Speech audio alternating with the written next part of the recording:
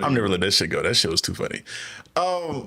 Yeah, I wanted to have a really good conversation here today. And I asked JP to be here to be a part of this conversation for the factor of, again, he is the queer, honestly, probably the one queer creator that I talked to, well, outside of our homegirl Tashi at Midnight Comics, the one of the few queer people I talked to within the space. And I understand what it's like to be underrepresented from a black person aspect, but I can only imagine what it's like being represented from two different identities and that intersectionality there of being queer and being black and not feeling like you're seen in either way. But before we get into a lot of the deep details on it, I want to first get the conversation of representation as a whole, because I saw an interesting video today, right? I was just doing a deep dive trying to see what content creators has talked about representation, but I was specifically looking at queer representation because I wanted to see one, how long this has been an issue, because I'm curious as to when, because we look back at Milestone, right? We were talking about Milestone a while back and how in '93 when they dropped the Blood Syndicate, you have a queer character in Masquerade that made their debut appearance, right? And to my knowledge, that's one of the few first times that I remember seeing a queer character like debut within comics, period. And I did a couple of videos, I did a couple Google searches in conversation with another friend of mine, because we were curious, like when the first true piece of queer representation was. And we were looking around and there was like a handful of people that were around. I think there was one character in particular that was like from the Doom Patrol series, and that debuted like the 70s, I believe. But she became queer later on because I think they changed that person's gender later on. So as far as like an official character that dropped, to my knowledge, it was Masquerade from Masquerade is the first. Masquerade is the first official. That other character was a retcon. So in terms of trans characters, yes, but in terms of like queer characters, when it comes to DC specifically, it goes back to like I believe 80s, 80s, because Cannon and Saber were in the Vigilante comic books back in the day. They were like the first ever like gay couple, and then the first ever like premier gay superhero was created around the same time as the Millennium event, around the time of Crisis on Infinite Earths. That was Extraño. Extraño was basically supposed to be like, what if Doctor Strange was gay, basically, like as simple as it's like in like Spanish, extraño is strange. So like that was the whole idea, and they tried like he was very effeminate in his first appearance. He was very like stereotypical in the way that he came across.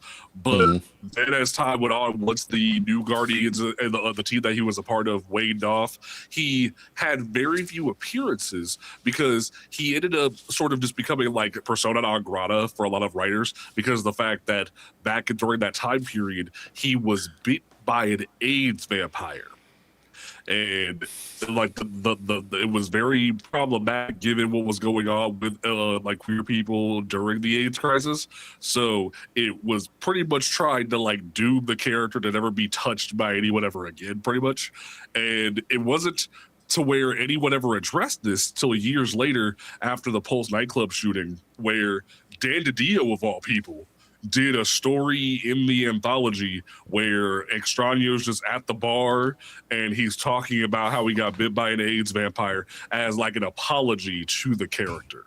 And it was kind of insane how that Dan DiDio of all people was the one to do that. And that was like the one that kind of like was the really big one. But like we would see certain characters pop up over time, like Enigma was in Vertigo. There was the supporting cast of the Superman books that came out as lesbians as time went on. So it wasn't as if like these characters just didn't exist. It was just you never really saw them in premier roles for like the first 20 or so years of LGBT characters being featured in comic books. That being the case, there's a video that popped up in my mind. Not popped in my mind, but popped up when I was watching it stuff today, just kind of trying to get more insight into the situation. Because again, this is something that I haven't thought a significant amount about. I know there have been queer characters that I've covered on the channel. Honestly, a lot more than I realized. I think I went back to like recap to see how many I'd even covered, and I was looking at like, okay, Nico. I don't know if y'all would consider Akihiro Dakin queer, I guess, because I know he like flirts with men. He is. Okay, I wasn't sure. Gay as fuck. Okay. So I've covered a couple, but again, I wasn't really well versed into like the history of that whole aspect as much as I am with black characters. But there's this one guy who was trying to play the whole fence sitter role and having a conversation about representation as a whole, and he was like, "Well, there are some people that want to focus on story first because when you're looking at comics, he's like, the breakdown demographically obviously is very disjointed. You would like to think that it's like 18% black, 18% this, 18% that, whereas everybody is reading and taking a part within this. But as we know that the mass majority of comic book spenders and readers are predominantly going to be white cis men. That is what it is." And he was like, okay, should comics reflect that? Now, the conversation that I kind of wanted to have is the idea that although this isn't a demographic that reflects everyone in regards to the society, the greater society, or even the demographic that reads it, I think this is important, having characters that are queer and other characters that are of different backgrounds, because you want to, at a perfect world, make it that. You want to add that representation there. And if nobody sees themselves in this stuff, I don't see them coming over. So here's the thing. I talked about this on my show a little bit ago, and I talked about this previously, and me and Ernie have talked about it at length in different projects. The only reason why you don't see, like, and this is gonna sound like almost borderline like bigoted in its own right, but it's a true statement. Marvel and DC take advantage of the fact that marginalized individuals are like statistically going to be in lower middle class society. And that is one of the biggest issues, is that they take advantage of the fact that black people are disenfranchised, that Spanish people are disenfranchised, that queer people are disenfranchised, and they weaponize that by saying that cishet white males are going to be the ones with the money. That's why Peter Parker's always been the Amazing Spider-Man for 50, 80 years. That's why Batman's been the primary Batman for 80 million years. And there's something to be said about like, oh, they're iconic and they're timeless and whatnot. But no, it's because those individuals have controlled the sales market this entire time. If it was in a situation where it was a fair playing field, you would see the actual world outside your door. That's why I very much don't agree with Stan Lee's sentence that Marvel is the world outside your door. Because if Marvel was the world outside your door, it would look more like Milestone. It would look more like how Milestone actually designed things, where queer characters were featured, where black characters were featured, where white characters were on equal footing with black characters, where you wouldn't find Falcon joining the Avengers to fill a race quota. Like, you actually would see like actual like development in diversity being like natural, versus us feeling like we have to force our way in a lot of the time just to get anything. And then when we do get things, it feels as if the deck is stacked against us when it comes to even being featured a lot of the time. So I have two questions, one for each of you. I want to start with you, JP.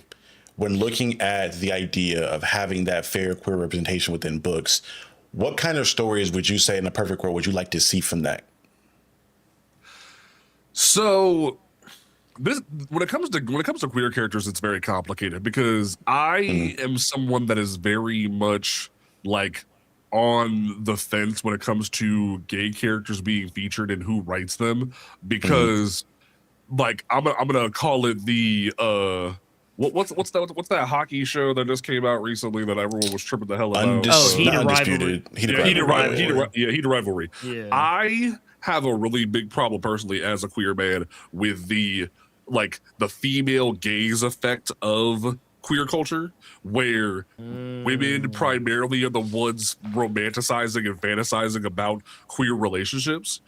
And it ends up being mostly MM relationships a lot of the time, where it's male focused relationships, because like men 9 times out of 10 don't feel comfortable telling their own stories a lot of the time, and if they do, like, they're not really being featured as often, versus with women who are romanticizing it in a certain way, and they're not like that. They cater to the twink market, they cater to the skinny white male like market a lot of the time, and like actual like romances aren't always featured, and it can be kind of disjointed when those things are featured.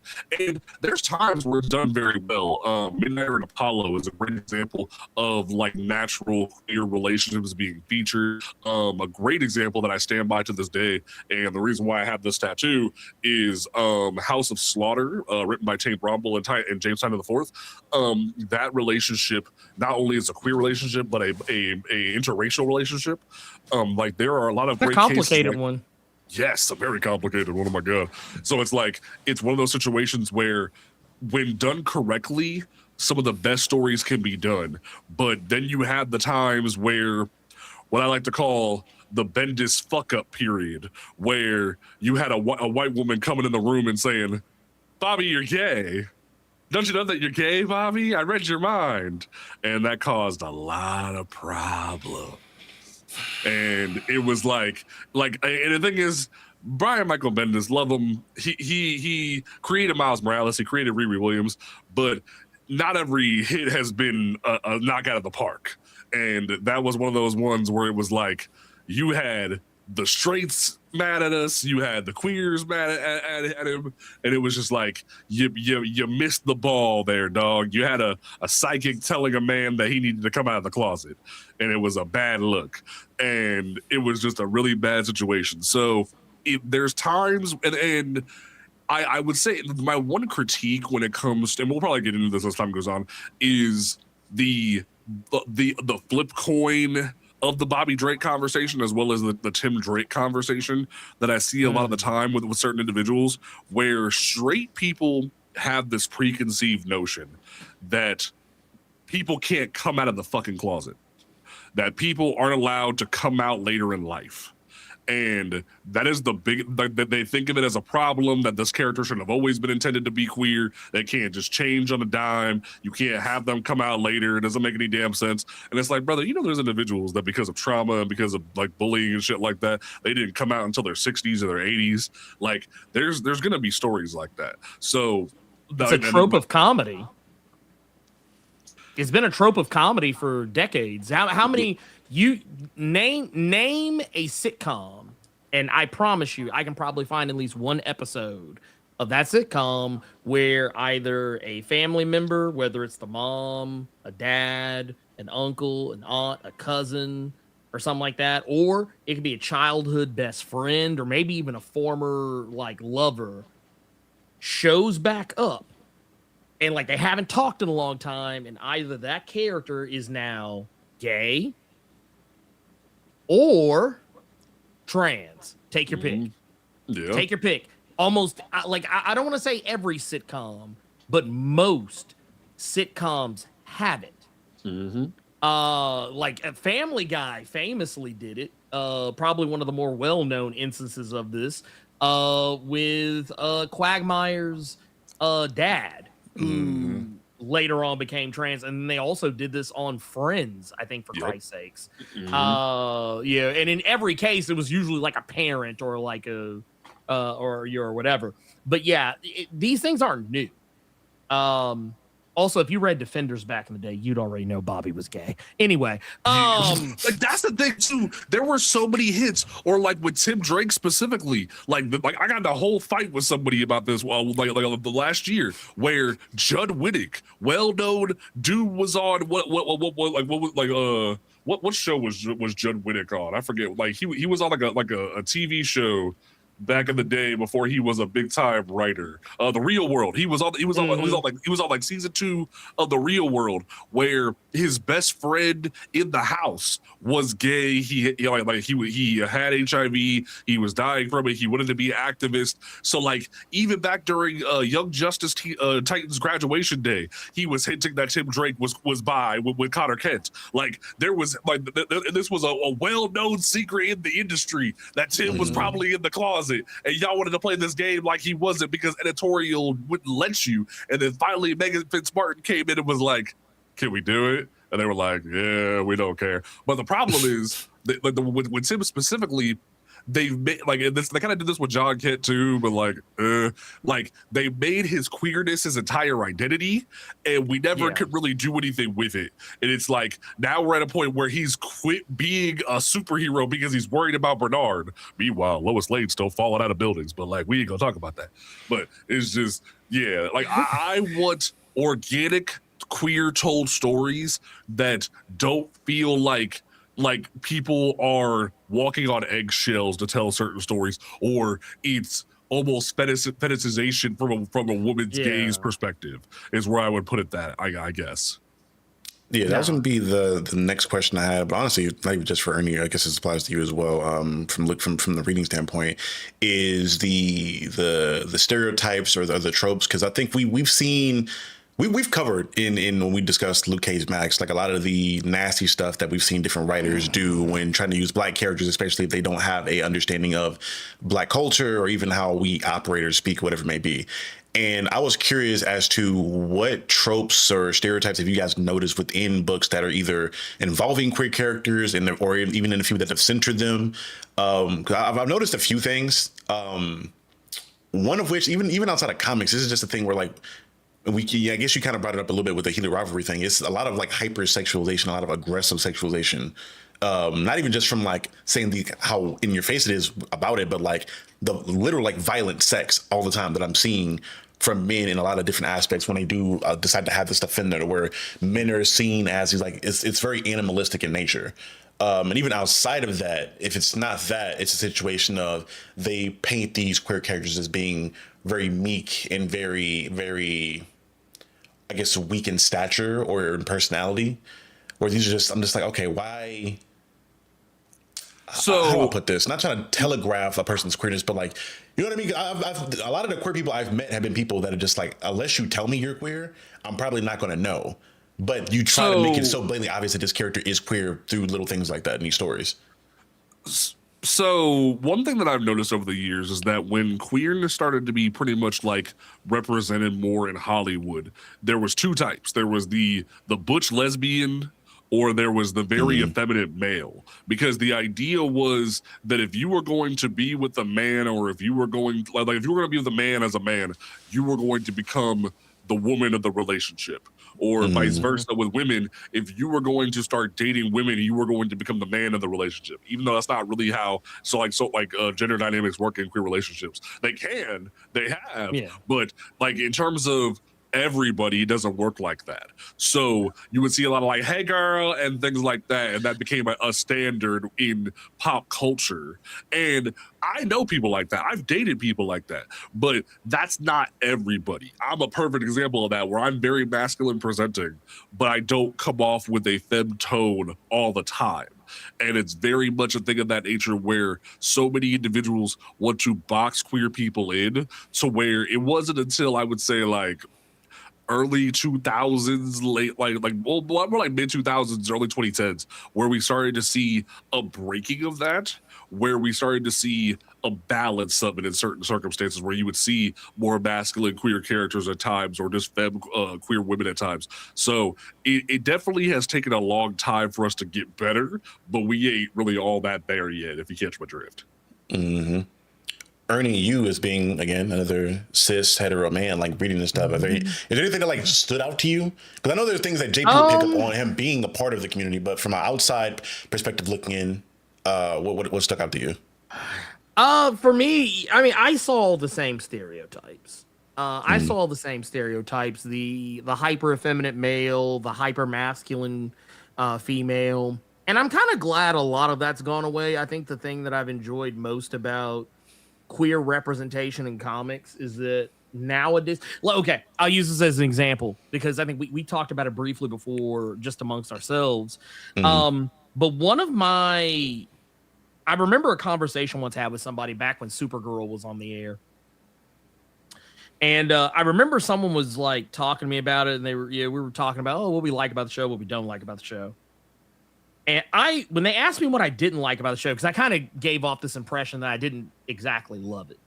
And I said, my least favorite part of the show is Alex and what was the old girl's name? Maggie Sawyer, yeah, she was she was the OG lesbian of comics too, like, right? Maggie's she was like OG. triple OG. Yeah, she was a triple OG. And then like the person I was talking to, like, man, surprising, like because I think they thought I was coming at it from a homophobic perspective, and I was like, no. I said honestly, their relationship is boring because I was like, I want, if you're gonna give me some gay shit, give me some gay shit. Give me some real gay shit. And I'm not talking about sex. I'm talking about like, show me an actual like gay relationship. Don't show me this weak sauce.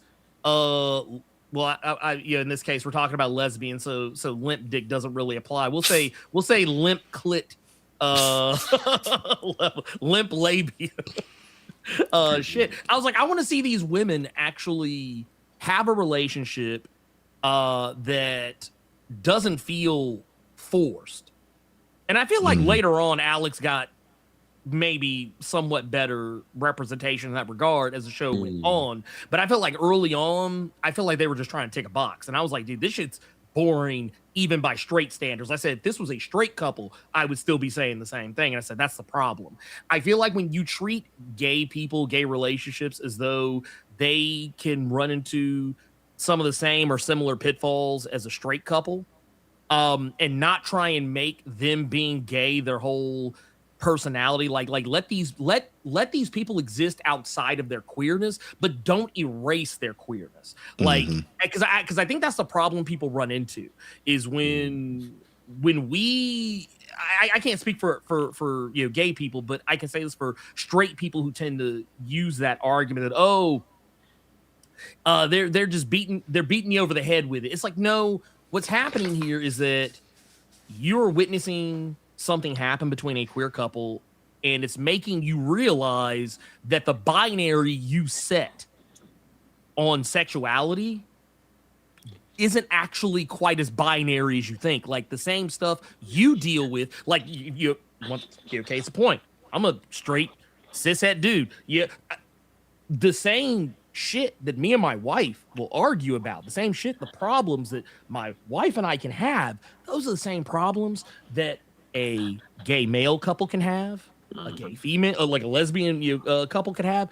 They might come at it from different angles. There might be different like points of entry on them, but a lot of the same problems are universal. So when you try to do that, but try and make the problem be from the angle of, oh, everything is this, everything is gay, everything's gay, everything's gay, you lose the nuance of those relationships, in my opinion. I like I said, you hit the nail on the head, because that's the issue, is that people think that like the issue that we run into a lot of the time is that I've even made this complaint before when it comes to like queer media, is that if it's not basic schoolboy crushes or schoolgirl crushes in YA novels, when it comes to adult stuff, it's just sex. Like they immediately think all queer people do is do it in the butt, and that's all we worry about. And it's like, no, we're real people with real problems, real relationship issues, and things of that nature. And it's like, that's not how that works. Just because like they think it's a whole different dynamic, and that you need a fucking like map to figure out how it works. And it's like, no. And it's just very interesting how like Ernie hit the nail on the head, because they think that because all they've ever known is straight relationships, they don't know how to digest a queer relationship. It's kind of the same way that one comment on my podcast a while back, where someone said that they couldn't enjoy Wonder Man because it was too much of the Black experience. People aren't willing to open their perspective to the queer experience to really absorb it, because they're so used to the straight experience, the same way dude only wanted the white experience. It's the same kind of like idea, where they're so used to cis het white male or cis het white female being their default way of life that they can't think of anything else being differently, if that makes sense. That's exactly what it is. That's exactly what it is. One of the best things I've seen that you like, I think, and we'll get into it for a second. Let me stop for a second and thank everybody that's showing up. All the new people that are here, Dark Elite Eric, to the people that have been here before, Action Pack FTW, LaCoy Cooks, appreciate y'all for coming through. Thank y'all for watching. I wanted to kind of get into some like the better representations, I guess, of queer stories and queer romances shown on screen, and also in lieu of this next question that I have, and it's more so based around at least from what I've seen, and again, JP, correct me if I'm wrong, you kind of my guiding stick here to make sure I'm not misspeaking. I feel like I've seen a very big disproportionate representation in male queer relationships and queer characters versus women. I feel like I see so many more women characters, because I think obviously it pays into like the patriarchal thing of like, all right, two women are hot, so I can tolerate that more versus two men. So when I see, especially whenever I see DC or whatever it may be go into, oh, we're going to show a queer character, it's always going to, at least in my mind, and what I see, 9 times out of 10 be a woman character. It'll be the Ivy, the Harley. It'll be in the very instance that she ever shows up a Kate Kane, but you really see those extra, those male queer characters. Because here's the fact of the matter that people don't want to actually think about is the fact that like when they see two women together, they think it's attractive. When people see two men together, they view that as a loss of masculinity. They view it as a loss of them being powerful. They view it as not a societal norm that they can accept. Like, case in point, when it comes to black queerness that like we see all the time, there's dudes that went from in the early 2000s, they were walking around drooping their pants because they thought it was cool because Lil Wayne was doing it. But now you got brothers who was too scared to pick up a piece of paper because they feel like that they're going to be called gay and they're someone's going to say no homo. Like, it's a full binary shift from what the culture was, because back when they were drooping their pants, that's what people did in prison. That way they could show their ass. But now it's a matter of that shit is like assumed to be gay, so they don't want to be associated with it. There was a dumbass on like a black dude podcast that said he doesn't let another man like cut his hair because that's gay, and I was like. I was like, nigga, are you fucking crazy? Like, that's a little touchstone of black culture is barbershops. Are you in your damn mind? Wait a minute. So you sit here, so the barber like doing all this like. You ever think about like you're trying to get something from you is the issue, and it's like I can pawn this later. You know, I'll send you the video. It's just like, because it was like a year ago, I read a response to it. I was cracking the fuck up. But it's just like, is this idea that, is this idea in like male centric culture where if like where if you are like if you admit to being queer, you are admitting that you are less of a man. That's the issue. Like it goes back to how we saw on Empire back in the day before Jesse fucked it up. How Terrence was shoving them in trash cans. Like how like we see so many stories. We hear so many stories about queer men or even trans women being beat up because of that, like them being seen as less of a man or less respectful because of the things they deal with. So when it comes to queer representation in comic books, you either see very effeminate things like Extraño, or you see like later turns, like even though he was presented in the early 2000s, Jackson Hyde was then later turned queer by Johns in 2016. Or we saw years later someone decided to make Alan Scott gay in the JSA, and that was groundbreaking in its own right. But like that was something no one had ever thought back in the days when Alan Scott first presented that would ever happen. And we've had to unpack that over the years through little one-shots or mini-series, but it's never been really a touchstone. Or you saw specifically with John and Tim out over the past few years where everybody thought it was forced or they were shoving it down their throats, or people would constantly assume because they're bi, the headlines from conservative media was Superman is gay. It wasn't Superman's son is gay. It's Superman is gay, and that caused all the controversy in the world where people were ready to burn down DC, saying that DC is turning Superman to a homo and this, that, and the third. And it's just that's what we deal with, where it's cool to fetishize men being queer, but it's emasculating to make men queer in the eyes of fans or media as a whole. Now, there's another thing I want to get into here, and it's going to be something we're going to react to together. It's going to be a group activity. There is a homie, I think we are all aware of, buddy. Hey, my man. The Black Gay Comic Geek. I started seeing his stuff a lot last year when I was like looking to try to like react to more stuff and get more into the nitty gritty and start in regards to like comic stuff. And he has a very interesting perspective here that I feel like I kind of had in regards to a lot of Black Month history stuff, but I wanted to see what you guys' take on this was.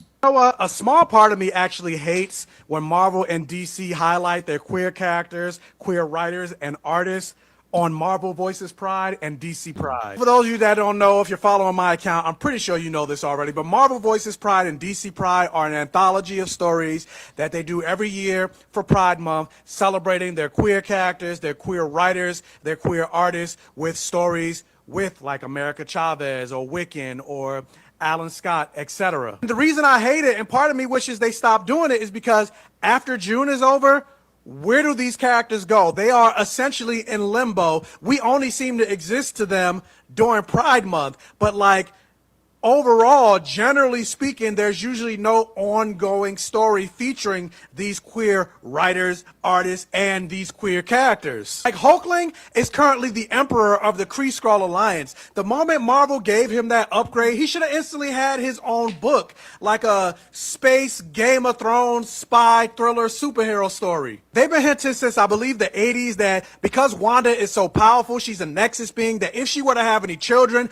they would be so dangerous to threaten the fabric of the multiverse. That's why the TVA has been watching her from the beginning. She finally has kids. Why don't they have a solo run? I would have thought that since Billy showed up and Agatha all along, that they would have came out with a solo book for Wiccan and his brother. It's like Batman always has an ongoing series. Why doesn't Batwoman always have an ongoing series? Then here's my biggest frustration. More so today, people will pick up a book depending on who the artist and the writer is. It doesn't matter who the character is per se. Like, if I see Al Ewing on the book, I don't care what it is, I'm picking it up. If Dan Mora is the artist of a book, I'm picking it up. Jorge Jimenez, etc.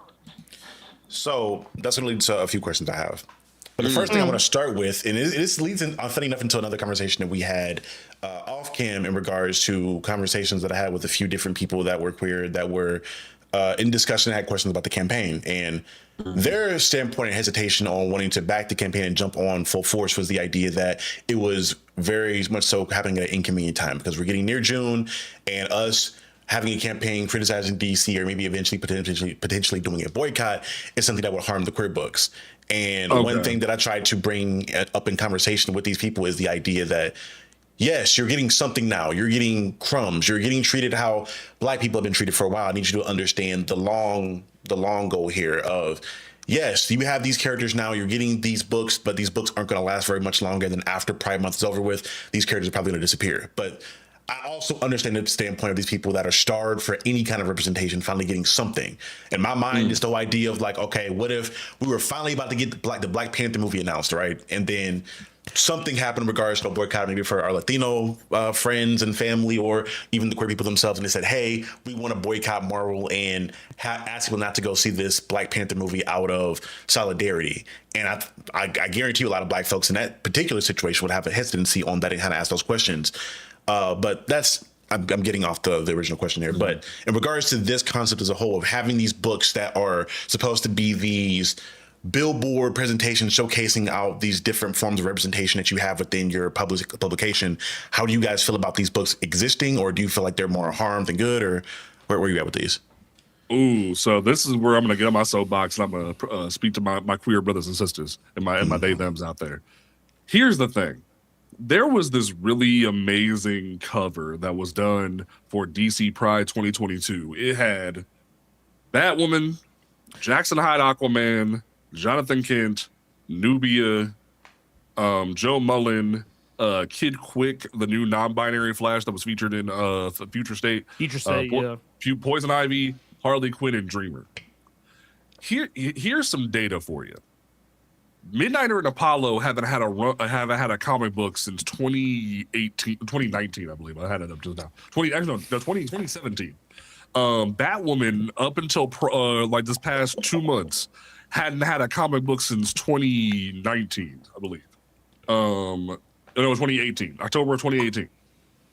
If it weren't for Scott Snyder being willing to hear pitches from people that he knew, like Greg Rucka, Jeff Lemire, Joshua Williamson, you weren't going to get a Batwoman book. The DC wasn't worried about giving you a Batwoman book. DC hasn't announced a Midnight or an Apollo book. They've sidelined the Authority movie we were supposed to be getting. Here's some data, like a piece of information that's going to hurt a lot of like bisexual and lesbian feelings when it comes to DC Comics. DC really doesn't give a shit about Harley and Ivy being queer. Like, I'm gonna keep it a whole omnibus with you. Like, they are hell bent on keeping Harley published, whether it shows her queerness or not. Like Harley is going to be DC's Deadpool, whether or not her queerness is shown. That like they do not care about that.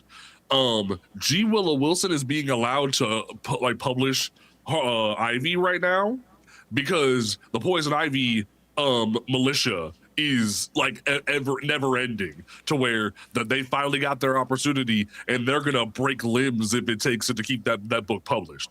But look what happened recently, where G. Willow Wilson finally like broke them up and she was getting death threats. So like, how much longer is she gonna be willing to write that book if y'all keep playing around? I hope she sticks on it because I love that book. But that's another story. It's good, but like at the end of the day, those are the only two queer that's the only like core queer relationship that's going to be allowed in the mainstream. The only other example of queer characters that I've seen at DC specifically that's been allowed to flourish is Dreamer and now Galaxy, because Galaxy was a big hit in the YA market to where that her 2 volumes have sold well enough that they've let Jotsia keep going. But also Dreamer, because Nicole Ames is walking around DC with a baseball bat waiting for somebody to try her, because Nicole Ames did so well with Supergirl that she's using that leverage to keep putting Dreamer into the mainstream, because Dreamer before Supergirl was just a throwaway Legion of Superheroes character who wasn't actually trans. She made Dreamer and injected her into the DC universe. Like before Supergirl, Dreamer was not the character that she was. That's great that she's been there and we love that for Dreamer, but genuinely I can tell you from what I've been told, DC doesn't really care if Dreamer's there or not. Like, I'm gonna keep it a whole stack with you. So you're getting Dreamer right now because Nicole Ames is fighting tooth and nail for it, not because like it's something on DC's high priority list. The problem with the reason why we're fighting so hard for DC's so white, it isn't just for Black characters, it's for queer characters, it's for Spanish characters and Asian characters. It's this idea that DC has been weaponizing marginalized characters for too long and saying that you don't actually support this content, so we're not going to make it unless somebody actually has a golden ticket idea or they have enough clout for us to allow it, like Greg Rucka, like Nicole Ames, where they're going to allow it. Versus if we were in a situation where fans actually knew how sales work, where fans digital sales were actually taken seriously, because digital is not valued by DC, digital is not valued by Marvel. If you buy a book on Amazon, it is not valued the same as you pre-ordering a single issue at a comic shop. If they value trade paperbacks, you would, but the landscape of DC and Marvel would look so demonstrably different, to where Batman, Superman, Spider-Man would not have as many books as they do. There would be diversity, there would be prominent characters. But the reason why we are fighting so hard tooth and nail for this is because we need to make a difference. If we don't, they're gonna keep playing in your face. And once Batwoman wraps up from Greg Rucka, you're not going to see her again for God knows how many years. And who knows who they're going to let write her, because Greg Rucka has been the only person to be successful with her besides Marguerite Bennett. But I think DC pissed off Marguerite pretty well, to where she doesn't want to go work with them anymore. So it's to the point to where Greg is your only hope to keep Kate on a shelf, and Brother's only going to be around for so many years. So like at that point, you got Harley and Ivy who can get broken up at any time because DC don't care about them being queer. And then Nicole Ames can only use so much leverage. So if we don't fight for it now, when will you fight for it? Hey, let them leave Marguerite alone. She over there cooking up some dope queer stuff for Witchblade right now. She over there cooking. But that leads me into a question we have in the chat here, and this is my homegirl, Nerdy Starfire. Shout out to you, girl. She has a question regarding, so now that we have a Batwoman run and getting Dreamer, we're asked to drop it. How does that look to DC if these comics aren't bought, because people are pre-ordering those books in particular? Here's the thing. If you're buying them now, like if you're actually going and pre-ordering them now, that's great. But based off what I've been told, the different DC Next Level books have a lifespan. They have a lifespan to where they're going to peter out regardless, that Rucka's going to dip out at some point.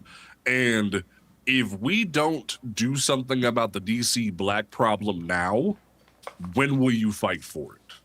That's the thing. Like, yeah, that's great that you got this crumb now, but where's the Midnighter and Apollo book?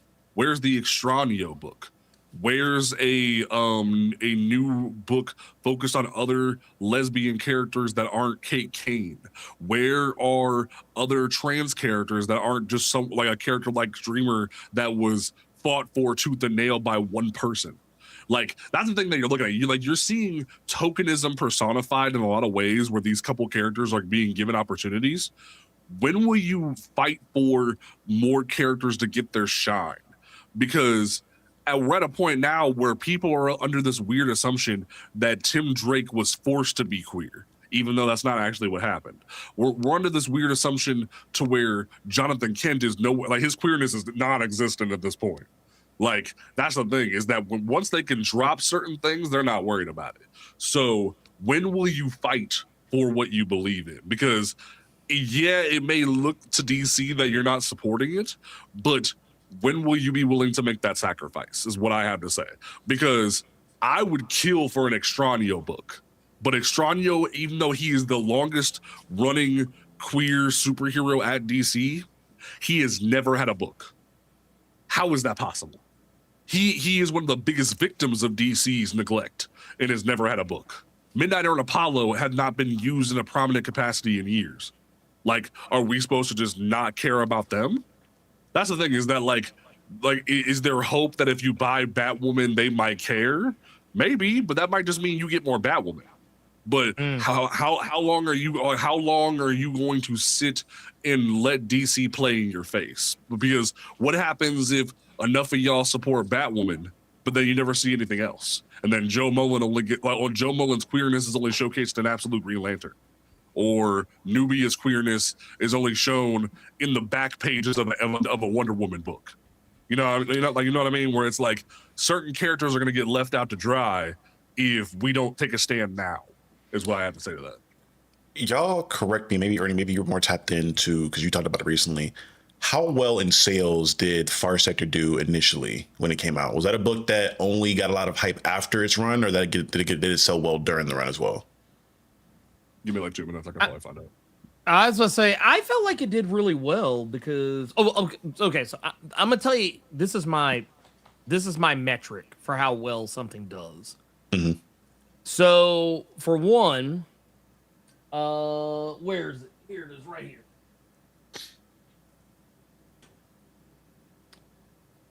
It got one of these. It got a deluxe hardcover edition. I still need to buy that. They don't give these to books that do not sell. I can't speak to exact numbers, but if you get a deluxe hardcover edition, you had to have sold at least somewhat well, because deluxe hardcover editions are not cheap. I can tell you just based off the issue 1, having went to comichron.com, the first issue sold 39,290 copies. I'm gonna flip to December and double check, but it was in the top 50 of the month it came out. I'll say that. Yeah. So I bring that up. That's good. I bring that up because it kind of goes into another question that my girl has in here about when buying these queer books now, should DC that it's wanted so they create more. That book came out. That book performed well. That book had amazing art by somebody that they believe in, to the point they have him doing a Zatanna run now where he's writing and doing art for it now. That book came out and did well. And that book came out, and it came out when? 2019. That came out in 2019, and we're just now in big 2026 getting all these queer books coming out now. Then again, that's a book that did so well to the point it got a hardcover. And again, I use that as an example, but there's very queer book. Queer book. She attracted to pretty much any and everything, and the aliens, women, men. Like she is. And that's the thing too, is that like that woman pansexual as fuck. And it's like, I understand the concern, but it's like I'm gonna keep it a whole omnibus with you. I got like 6 sitting on my shelf. Harley's not going anywhere. If like, it's the same thing that I tell people about Batman. You don't have to pre-order Batman. Harley's not going anywhere. You might see Poison Ivy fall off because like Poison Ivy is probably going to reach an eventual end if G. Willow Wilson's tired or if the sales peter off. But Harley's not going anywhere. Harley's literally their Deadpool. She's not going anywhere anytime soon. You might see Batwoman fall off if Rucka's tired or if they don't think the sales are going to hit hard enough. But that just means you're not going to get more Batwoman. But the issue is still going to remain that the rest of these characters are still sitting on the sideline. And also, did you see a Dreamer book before June? Did you see a Galaxy book other than the 2 volumes she had in the YA market before June? No, you see them in Pride Month. You don't see them elsewhere. That's kind of the argument that people were having with Black characters back in February when it came to the fact that we've, for the past 4 years, 3 years, past 3 years, been getting the February exclusive for Black History Month. We haven't been getting a ongoing for these characters. We've been getting February exclusives, Black History, DC Power, just like y'all have been getting DC Pride. And ever since Jonathan fell off, we ain't seen no ongoing for Jonathan. We've seen him in Teen Titans. We've seen him in The Kids Are All Fight, but we have not seen him in a Superman book. He's still Superman, but he's not anywhere besides Titans now because everybody threw a bit about Tom Taylor's writing or the fact that he was queer and all that and the third. So now they don't want him around anymore. So it's not about if you don't support these 2 or 3 books, you're not going to get them again. It's, are you going to take a stand now before DC keeps playing in your face? Because I bet you a lot of I'm gonna be 100% honest with y'all. I bet you a lot of the people that are online excited about Dreamer or excited about Galaxy or excited about Batwoman, you're probably pirating the book anyway, aren't you? That's a real fact where if you're overseas, if you're in a different country, if you're someone who is queer like myself, who doesn't have a ton of money, you're probably already pirating the book, or you're buying it digitally because you don't have a comic shop near you. Your sale already doesn't matter because digital does not matter. Unless you are going to your local comic shop every Wednesday and pre-ordering those books, your sale doesn't already matter to DC. That's one of the big things we are fighting about when it comes to DC So White, is that your sale when it comes to digital does not matter right now. If you buy Batwoman in trade, unless you pre-order that trade, your sale does not matter.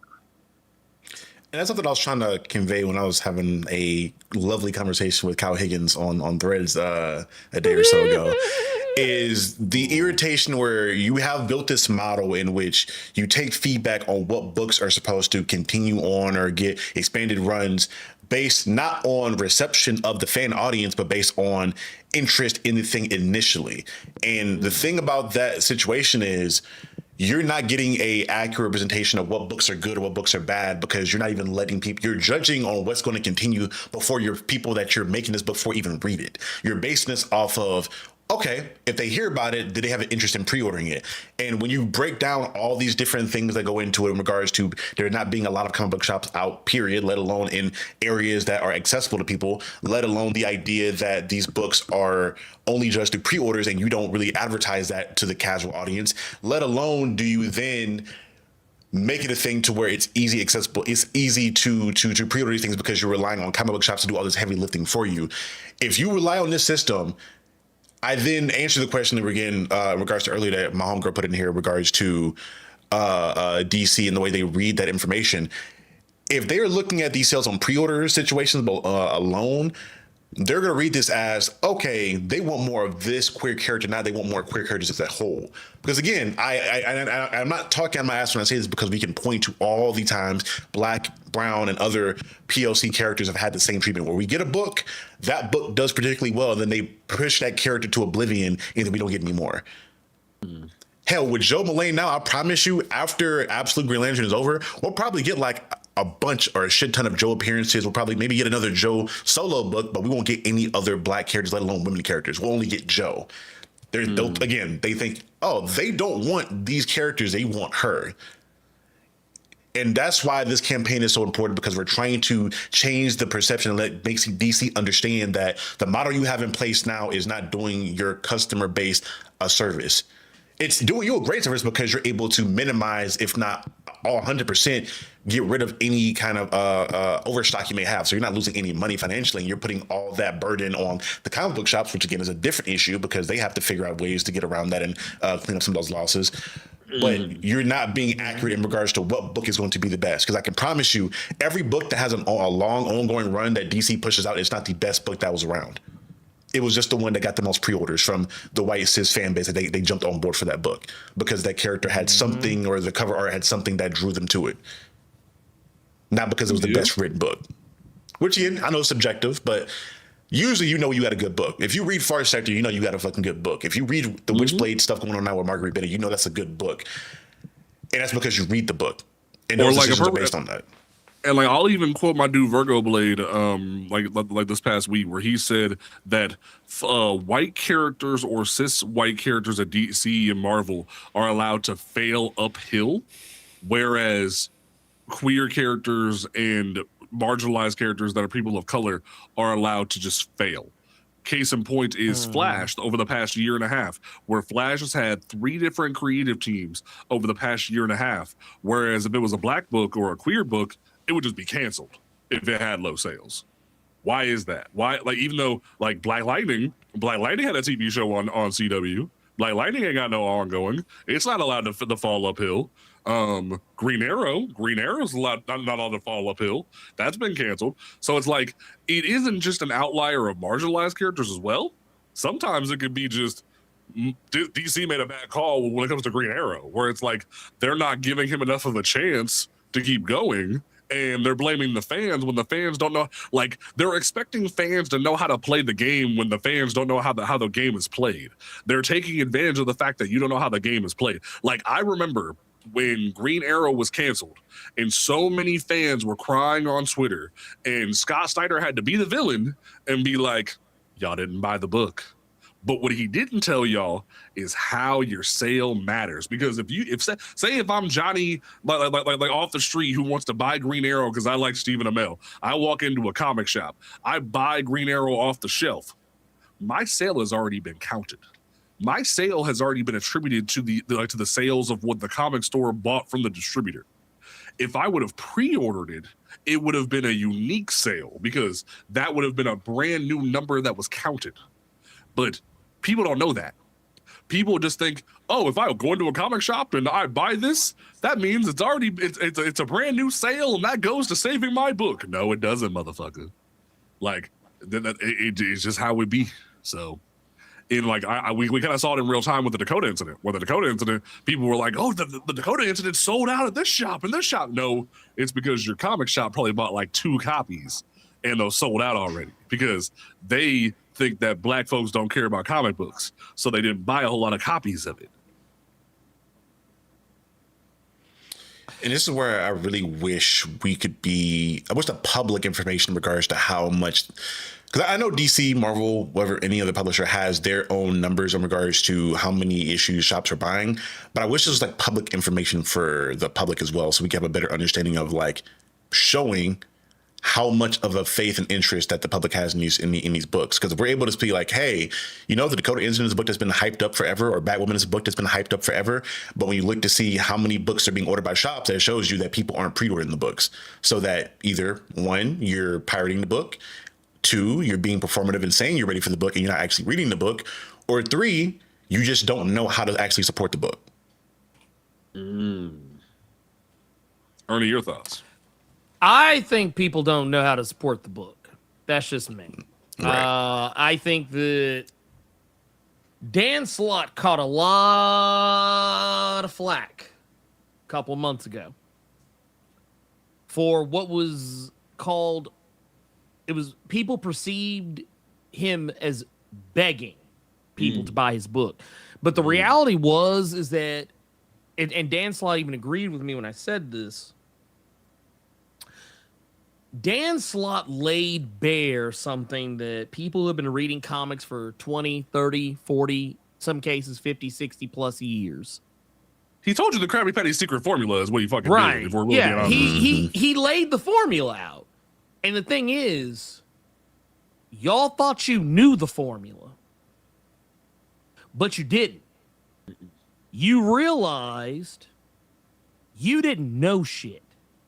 And instead of taking that information and trying to move forward and better, people instead chose to make fun of him and say, oh, see, look at him. He had to beg. He got to beg to get a book sold. But the reality is he wasn't begging you. He wasn't even talking to you. Ooh. He was talking to the shops. He even said it. It's very clear. Yeah, I know there's a listening comprehension and reading comprehension epidemic in America, but he said very clearly, because we even watched this video, I ran it back on Carter because he had not seen it. Mm. And we talked about this on the Blur Cave, and I showed it, and he was like, he said, I'm talking to the shops here.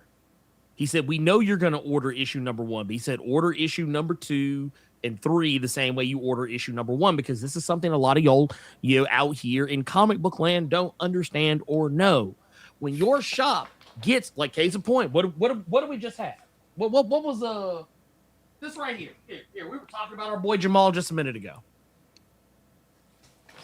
Your shop probably ordered the shit out of this book. This is number 1, baby. That's number 1. But here's what's going to happen. When issue 2 is ordered, which by now is probably already FOC on issue 2. When issue 2 was ordered before FOC, however many copies of this your shop ordered of issue number 1, they ordered half of that for issue number 2.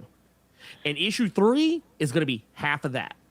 And then 4, half of that.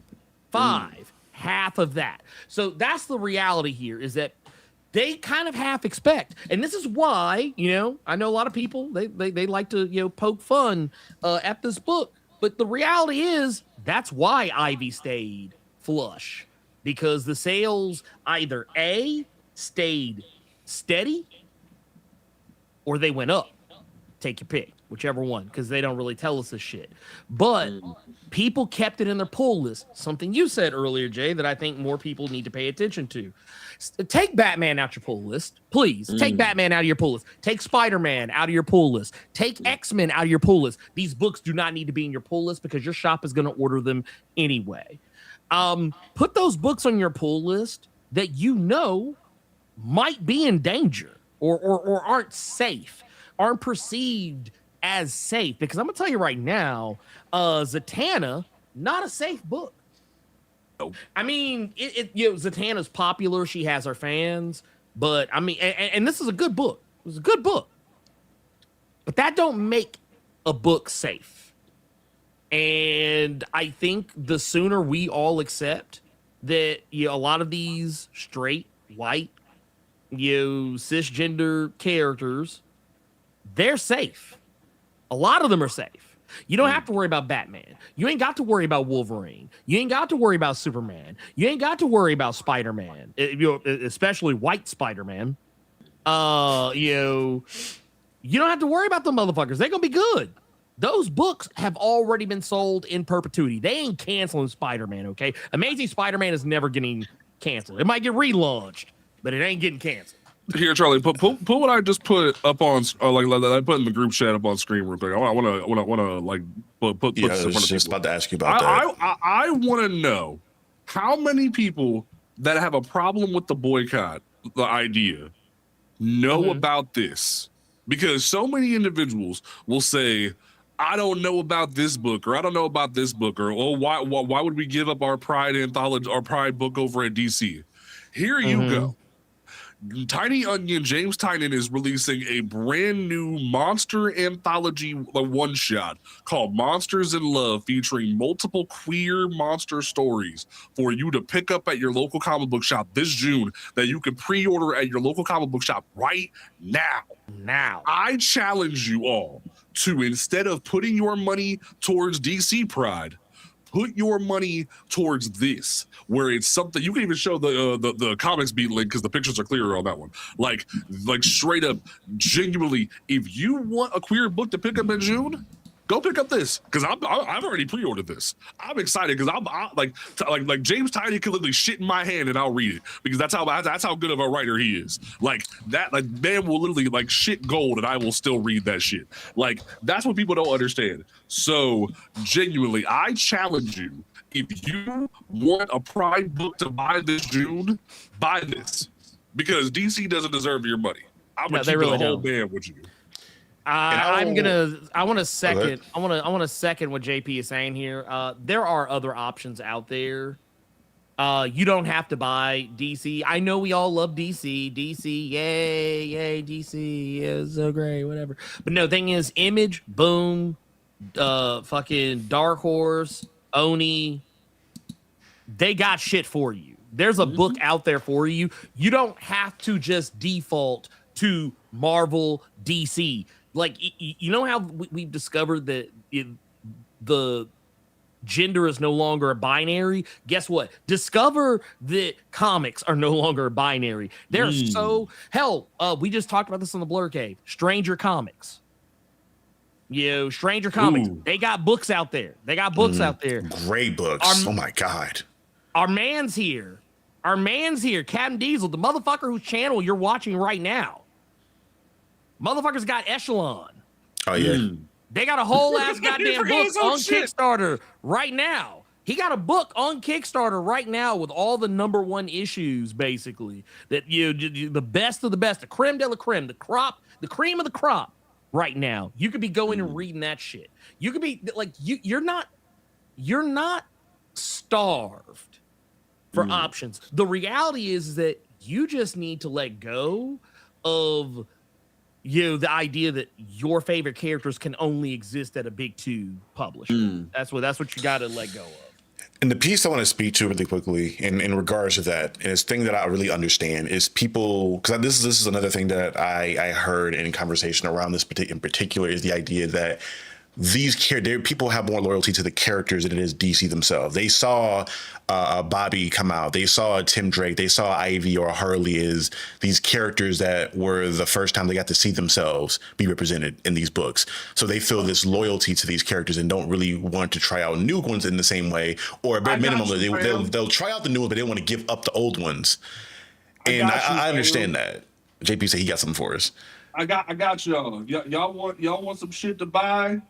I got you, because I'm that motherfucker that puts his money where his mouth is. Because y'all ain't gonna tell me there ain't shit you could buy. I'm about to pull an Ernie real quick. I'm about to do the gay version of what Ernie does real quick. Y'all ready for this? So I have Young Men in Love, which is a queer anthology that was made a few years ago by a bunch of queer writers and artists that worked at DC, Marvel, and Image. That was a whole Kickstarter. I even have it autographed to me in the book. I can't find where the autograph is. I forget. It's somewhere in there because Joe Glass worked on this. Steve Fox worked on this. There's a second volume that I forgot about that I never picked up. I need to pick that up. That'll probably be in the mail tomorrow. There's a second volume of this that you could pick up, like you could buy off of Amazon or the website right now. Freaking cheat code by Steve Fox. This is a really, really cute like the gay comic book that you could pick up right now, that like Steve Fox literally wrote me the greatest inspirational thing on the inside of this when I told him that I bought this because it meant so much to me, that I love seeing that you actually gave bears representation. It wasn't just the same twink shit. He wrote this to me because it meant so much to me. Like another great one from Vault Comics that you could pick up, Hollow Heart. You could pick this up right now at your local comic book shop. This is something that you can buy right now at your local comic book shop that more people aren't doing. Vault Comics wrote that years ago. Or Black Hammer has a queer, like literally has queer Martian Manhunter in it, and I'm even hit you with the motherfucking field. Y'all ready for this one? Let me grab this shit. So, Tate Bromble, who is writing motherfucking Batgirl and New Titans right now for DC, he worked with Jeff Lemire a number of years ago on a spinoff of Black Hammer called Barbarian Red Planet. And this was the variant cover for #1. It was an AIDS memorial variant that was done. My uncle, my namesake, died of HIV in the early 2000s. And Tate Bromble signed it to me and him. when I tell you Oh, you that cry I can, hard, boy. oh, you know, when I tell you, I can give you queer books if you want to step away from DC. I'm gonna make a whole website. Since y'all want to play around with me, if y'all don't want to get on board with if we do a boycott, I'm gonna give you a whole list. Play with me. That's where y'all got me hot right now. So if y'all don't think I got stakes in this, I was afraid to come out of the closet for years because of losing my dad. I had this tattoo because Tynan and Bromble said we're going to give you a black queer character whose parents were sold into slavery and forced to fight monsters until they died. And then once they died, they changed it from slavery to little kids who were fighting monsters. This means so much to me that two white men wrote one of the blackest, gayest stories in the history of comic books better than black folks. And that drives me nuts that they did that shit. So when I tell you that this shit means the world to me, I'll help you. If you don't believe in Charlie, believe in me. No offense, Charlie. Like, Damn, I get it. I feel you. I get it. Like if you don't believe in his ass, believe in me. How about that? And that's what I want to do. And it's going to be just, I guess, for people that are newer to the channel or maybe people that have been around for a minute and want to know what's coming up next for Pride Month. Because usually, every February I do like a character that I really love and want to pour into. And I think I've done one. I think I did Nico Minoru last year for Pride Month, I believe. Well, that was like my Pride one. But what I want to do this month, instead of just doing a whole breakdown on just one individual character, I want to start making a list. I think each day of June, a Pride Month, I'm going to try to have a particular book that I'm going to read and recommend as an alternative to DC and Marvel that you guys can support, where you're supporting a queer writer, a queer character, queer books as a whole. I feel like I don't do enough. I will be transparent in that, to where I've in the last couple months, in the last year, I've been down my rabbit hole, just black characters and black. Just because that's where I felt my identity the closest to. Because again, I'm not a queer person, so I haven't felt that same connection. But in the same sense of understanding that we are underrepresented in comics in the space and people's fandoms, I do want to make sure that I'm promoting queer characters in that same vein, because there are queer characters that I love. Again, I've said it a million times, but nigga, Nico, love her to death, and I feel like she doesn't get enough shine and stuff. Other characters. Do you know how angry I was when Jackson Hyde didn't get more shine? Because this is another reason why you support the pandemic. I'm with the pandemic. The fucking boycott. If we do the boycott, like I know, right? Well, I say, man, we going back. I know. Well, I'm gonna go back right here. DC weaponized the pandemic to say the reason why Jackson Hyde is not the premier Aquaman anymore, and now Arthur is now Emperor Aquaman, is because they saw low sales, and it was during the pandemic. They gave him a brand new miniseries called Aquaman the Becoming, and then they had Aquaman, which was kind of like a play on Spider-Man with Miles and Peter, and they were going to launch Jackson to be the main Aquaman of the universe. But sales were so bad because it was on the tail end of the pandemic that they sidelined and pushed Jackson into the background. A queer black man was pushed to the background. Hey, y'all don't care? Come on. Yeah, I think that's what it is too. When you're having a lot of these conversations, I think for the most part, people only care about their favorite queer characters and not the whole thing as a whole. Black woman is crazy, nigga. Who the fuck? Oh my god! I can't stand it. That niggas don't know how to act. You ain't got no home training. I love that. I lost my whole fucking train of thought. That's fucking diabolical, man. I love y'all. Where was I even talking? Where's that? Damn it, I lost my whole fucking train of thought. My bad, man. I saw that shit. That had me cracking up. No, you're good. I seen it for a second and tried to ignore it for a second so I could finish the thought. And then you said it, I kind of it came out. But all that being said, we need more representation in that vein of things. And I feel like that, again, when we're having the conversation around the DC So White campaign, I need people to understand that although DC, like black characters are at the forefront of this, like any other movement in American history and shit, when you look at even some world history, we are fighting not only for black folks, but everybody else also benefits from this movement. If we're able to change the way that DC is looking at the numbers and the way they perceive and operate within this space, we're getting books out and supporting certain books and promoting certain books, this isn't just a win for us, this is a win for everybody. And like you can even look at the Pride anthology, the Monsters in Love one, that has Tynan on it, that has Jotzi Axelrod, who's co-writing the Dreamer and Galaxy book. It has Vita Ayala, which we ain't seen Vita in 1,000 years because they ran them off from DC. Like they have Zoe Tuttle, they have Cena Grace. Cena Grace was ran off from Marvel because of bigotry and homophobia. Josh Trullo is in it. Claudia Aguirre is in it. So Tension's on it. You have so many others that are going to be supporting this. That I'm going to make a video tomorrow about this. Like if y'all want something else, or it'll probably be like closer to the 28th that I would drop this video. But like if y'all want something else to support other than DC Pride, support this. That's what I'm going to tell y'all. Another thing. And I think, Ernie, you got to this earlier, but I wanted to discuss it and dive into it a little bit more, but I think I just got sidetracked. No, that was me. Books or the pre-order stuff in regards to taking Batman, Superman off your pre-order list. Another thing that I find and I've heard around people having issues with, so even supporting indie books, is the fact that these bookshelves are filled to the brim and there's no space. And usually when there is space, the space that's left off to the corner for indie books. If you are not overwhelmingly pre-ordering books, again, to Ernie's point, these shops are already going to pre-order a good bit of Batman, Spider-Man, anything, because they know that's going to sell. But if you're already pre-ordering it, now they're going to pre-order even more and order even more, which is going to fill these shelves up incredibly so. And most shops aren't as amazing as, my shop. Shout out to Oxford Comics Games and Collectibles in Atlanta. They don't just put a certain amount on the shelf and go refill it. They dump everything on that fucking shelf and let it take up all the room, and they put the indies off to the corner, smushed up into the corner to where you can't see them. If you don't just pre-order every Batman or Superman book, because they're going to keep pre-ordering those books, because those are IPs at this point that they go further to even just a comic book character. How many bad Batman adaptations of animated series or things have we seen, and they're going to keep making those. They're going to keep, even if we have bad Batman books, they're going to keep making Batman books because they know this is the character that's always going to be popular to a certain extent and always going to be a moneymaker, at least for the very, very near future. It'll be a while before Batman ever dies out. So if you don't just pre-order all the Batman books, all the absolute books, just don't pre-order all the absolute books right away. The books that are going to sell, what Absolute Batman is going to sell,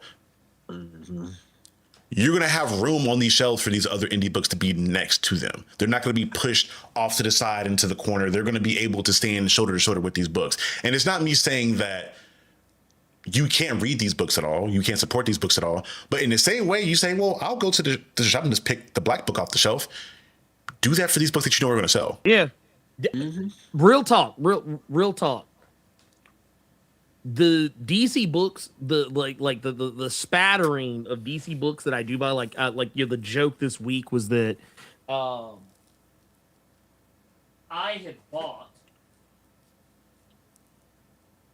bought a couple of Superman books, mostly as a joke, because I was informed that I made my first appearance in the DC universe in this book right here.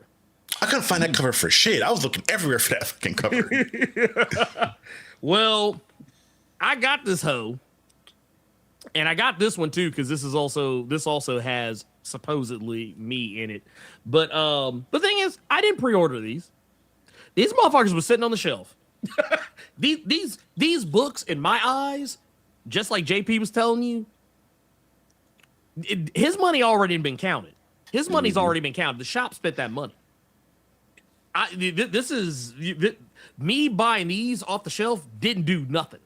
It didn't do a damn thing. That book was sold before I even made the decision. Before I even knew or was told that, hey, you should go buy this because, hey, you in it. Yeah, I would have, that money would have been spent regardless. I need people to understand, man, dude, these books. Some of these books you think are oh man, I got to make sure I got this in my box so it'll be there when I get there next week. No, you don't have to. You really don't have to. The motherfucker's going to be there. Batman, dude, when I go in my shop, do you know how much Batman is sitting on the shelf? How much X-Men is sitting on the shelf? And my shop's small. Mine is small. It's not a big shop. So, and they still give up that kind of real estate. And it's not even just the different types of runs of Batman there is. Just 15,000 variant covers for that one, for each Batman book. Bruh, when I go into my shop, the amount of... I was honestly like surprised how many variant covers there are for like each Absolute book. Absolute Wonder Woman and Batman got 1 million fucking variant covers done by 1 million different artists. That's be stacked up in my shop. Like you can just scroll through their section of of the issue that week, and there's like 15,000 variant covers of that thing that week. And again, for people that may have the thought process of, well, you don't want this done to the Black books, why you want it done to these books? More so DC pays attention to things. Because again, right now I feel like they're coasting on their morals and the laurels of, all right, we know Batman gonna sell, we're gonna keep pumping out these Batman books. If the Batman books suddenly aren't in the pre-orders as much, they're going to be prompted to be like, why aren't these Batman books moving that much? What's going on here? We know Batman's popular, so what's going on? It's the factor of y'all have a system that does not work for smaller characters, for marginalized people as a whole, because you're only dumping money into the things that you know people are going to have the interest in.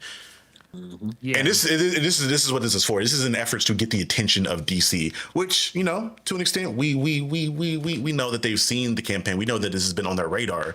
But I think this is going to be one of those scenarios to where, like any other PR situation, they're going to try to ignore this until it goes away. Yeah. But I can tell you, big dog, this ain't going away. And again, in us bringing this up, this isn't in efforts to demonize DC or say they're this evil corporation. We just think they're being risk averse and they need to change their behaviors. Yes. Yeah, you got to change that.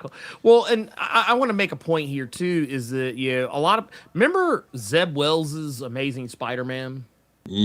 Yes. That was one of the most hated comics. One of the most hated comics of 2025. As a matter of fact, people celebrated when he said he was leaving the book. When Zeb Wells was finally like, yep, I'm off the book. This is my last issue. I'm gone. People were cheering in the streets. People were throwing parties. People were so happy. But here's the thing. For that to be the most hated run of Spider-Man since the Clone Saga, that book was still selling. And you know why? Because a lot of y'all motherfuckers had it in your pull box and y'all didn't take that shit out. Y'all was hate buying the book. Y'all was hate buying the book.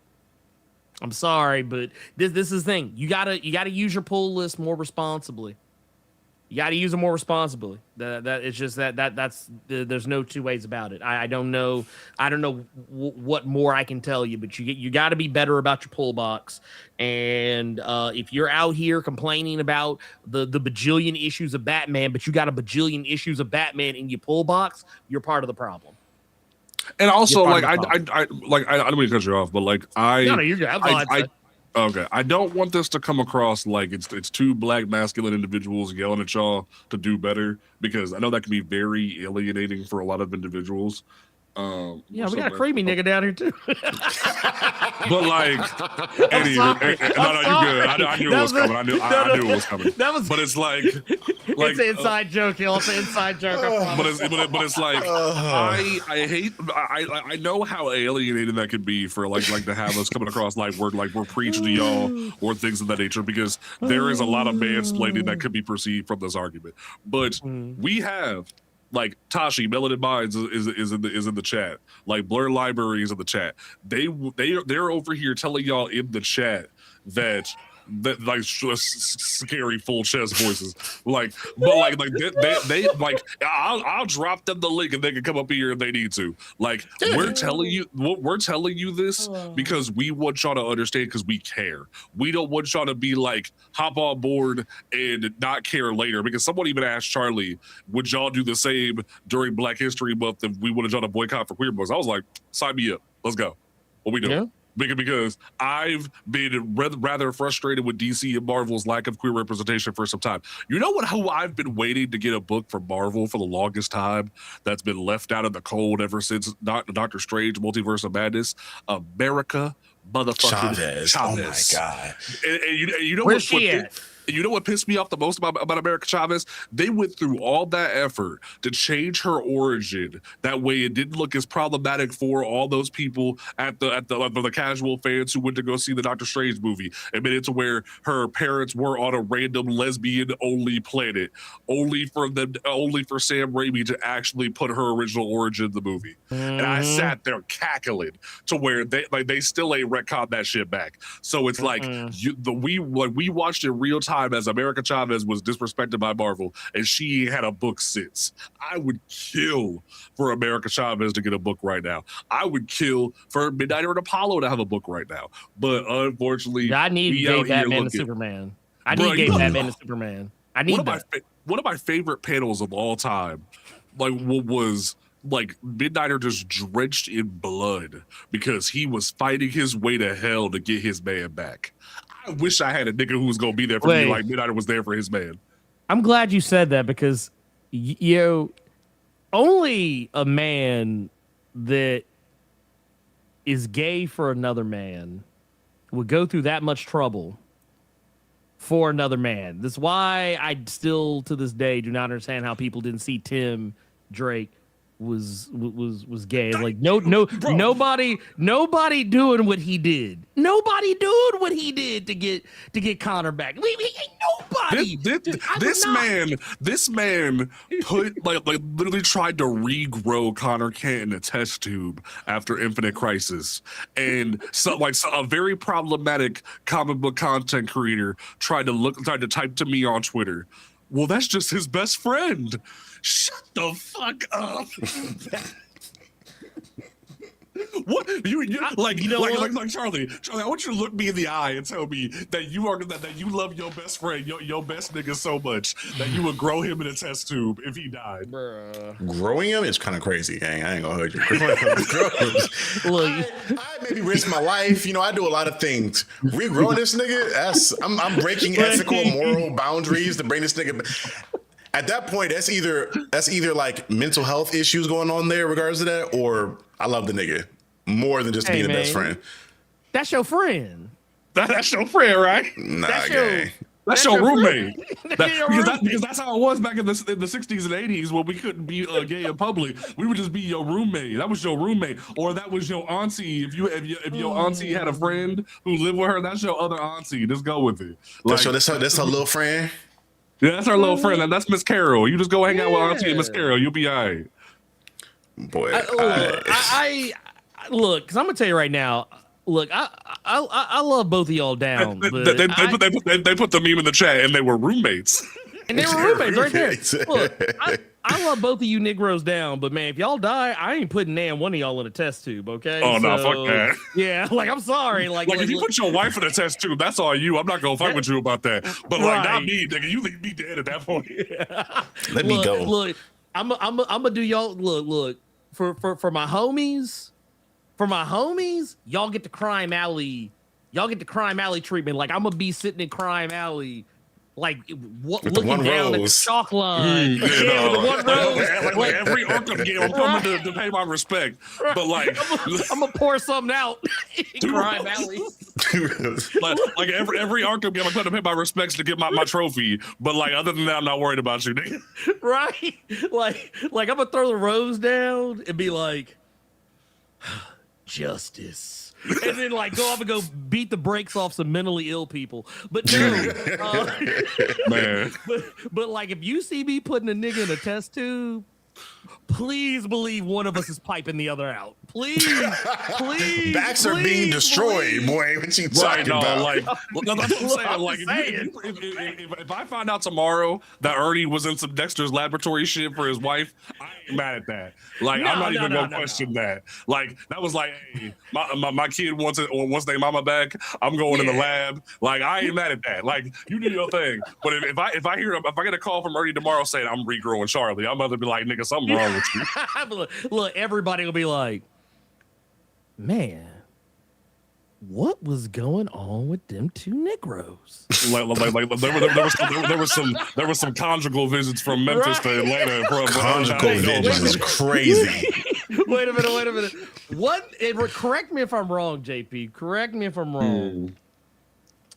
Wasn't there an issue where Tim and Connor were doing some shit and motherfuckers was putting shirts back on? Yeah, that was YJ Titan's graduation. That was the Judd Winnick thing that he did. That was him hinting that they was together. And like he was asked by a fan years later on Reddit, and Judd Winnick said, "Yeah, no, I did that shit on purpose. Like I told the artist to do that shit." And they're like zipping his pants up. Well, no, like it was just their shirts. It was the idea that It was the idea that they got jumped like at an event, and they were at the hospital like patching themselves up after the fact in a closet. Like he was in a closet is crazy. That's crazy. Subtext in a literal closet is crazy. That is wild. Here, let me two niggas in a literal closet is crazy. Yeah, send me that. I'm gonna show the people that. Yeah, that is diabolical. But again, for people watching, again, we are fans of DC. I mean, like, again, I've talked about it on this channel before. My favorite comic book character of all time is Jon Stewart, is a DC character. I've covered DC books on here before. I have DC books in my pull list. And I love DC. We just want DC to be better. We want to see the thing that we love treat us and other people that are marginalized in a way that is respectful and that we can see ourselves in the stuff. We want to be able to have this book reflect greater society. I would also like to go as far as say we want to see we also want to see the narrative changed. We want to see I'm tired of the narrative, and I think you saw it the other day.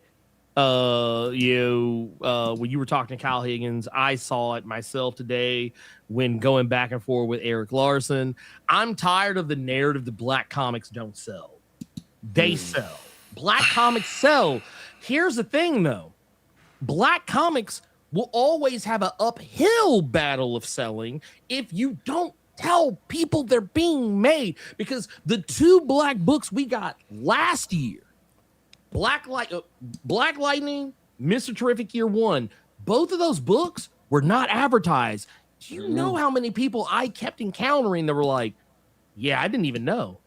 So there was a Mr. Terrific book? I haven't told this story on Charlie's page. So for those who don't know what an incentive cover is, an incentive cover is something that a comic store has to pre-order, where they have to buy a certain amount of the one cover A to be given the ability to get one of the incentive cover. And in the case of Mr. Terrific Year One, there was a 1 in 25 cover, which means if they wanted to get the cover, they had to buy 25 of it. There was a cover for Mr. Terrific Year One that was done by legendary Milestone founder Dennis Cowan, and there is six different comic shops in my local area in northeastern Ohio. None of them would commit to buying all 25 issues. They told me, hey, if you want to buy 25 issues, we'll get you the book. But otherwise, we ain't worried about it. After I interviewed writer out of the book, Al Letson, and I complained to him that I couldn't get it, this man said, send me your address. And he sent me the book signed. Otherwise, I wouldn't have been able to get this damn book. Oh, and see here, I want to keep that held up. Keep that held up. I want to make something very clear to you, because I had a very similar situation, not with this book, but with something else. I was talking to my shop about what it would take to get like those incentive covers, those ratios, those 1 in 25s, those 1 in 50s, those 1 in 100s. Basically, they told me that especially for a book that they're not already selling, like I'll use Feral as an example, because that's a book that I really love, but like it's also a book that at my shop, I'm one of only 2 people with that book in their pull list. But the problem is, in order to get some of those incentives, those ratios, I would have basically, they told me, they were like, we get you the book, like there was like an incentive book you wanted, we'd get it for you, but you would have to buy the other copies. Like, so if they had to buy 10 copies of Feral to get the one, they would make me buy the other copies to get as well as the incentive cover. Yeah, so basically I would be paying through the nose because a book was not popular enough for them to want to get that. So yeah, when we say that, like the fact that you had Mr. Terrific, a whole movie star, literally the most talked about character in a movie called Superman. His name ain't even in the title. Mr. Terrific was the most talked about character. Meme to People death. loved him. But the thing is, DC didn't want to let you know he had a book out. And notice they put the first issue out like a month prior to Superman coming out. So all these comic shops were under the delusion that, oh, this is a black character. No one ever comes to buy black characters. So we'll buy like a couple for our subscribers who want the book, and then we'll buy like one or two for the shelf, and that's all we'll buy. Like one of my favorite comic book podcasts to listen to is the Comics Conspiracy from like a bunch of white dudes who own a shop in California. And he will tell you, oh, Aquaman, yeah, I bought a couple for my subscribers and one for the shelf. Or Cyborg, I bought one for my subscriber and one for the shelf. Because when people don't invest in the shit or people don't know about the shit, why would the comic store buy it? And keep in mind, this is with a company, right, that has millions upon millions of followers on multiple social media platforms, right? And I want to do a little test here. I'm going to pull up the DC Instagram, and we're just going to take a little stroll to see what they have been posting and what's been showcased. And this is just doing this out the blue, because I'm just curious, really just curious. Where, hold on, can I even find DC right now? I said DC, hold on. Give me a second. Charlie, do you have DC Infinite? I do not. No, bro. I do not. Let me screen cap this shit. Just I found the issue just for chat because I wanted to make a point. So this is DC official. Let me find a DC Comics thing. DC Okay, Comics. first off, Dark Elite. Man, don't put that evil on us. Don't put that evil on us. Said Frank Miller's Mr. Terrific. I don't want that Frank Miller incentive cover. I'm sorry. I don't want it. I already had a Blade incentive cover by Frank Miller. I don't want that. I don't want a Mr. Terrific don't give me Frank that Miller. shit. Oh, no. All right. Here we go. Here's their Instagram. This is, as you guys can see, DC Comics, 187,000 followers on their Instagram. These are the pin posts. I'm not going to start the pin posts, but let's go to this, right? This is Batman Volume 1. I guess just announced that this is getting a trade. They posted this a day ago. I'm just gonna scroll down here. Zatanna. We know about that. Oh, they put a little stuff behind Zatanna. They gave a little motion promotion. Yeah, she got a trailer. Whole trailer is crazy. They put Jamal on screen and everything. DC Next Level. But I feel like they wouldn't have done that had something not been. If a certain aspect of that book did not have any attention drawn to it, and it's the fact that Jamal Campbell is one of only two people of color who is working on any of the DC Next Level titles in any major capacity. The other one being Mari Katamaki.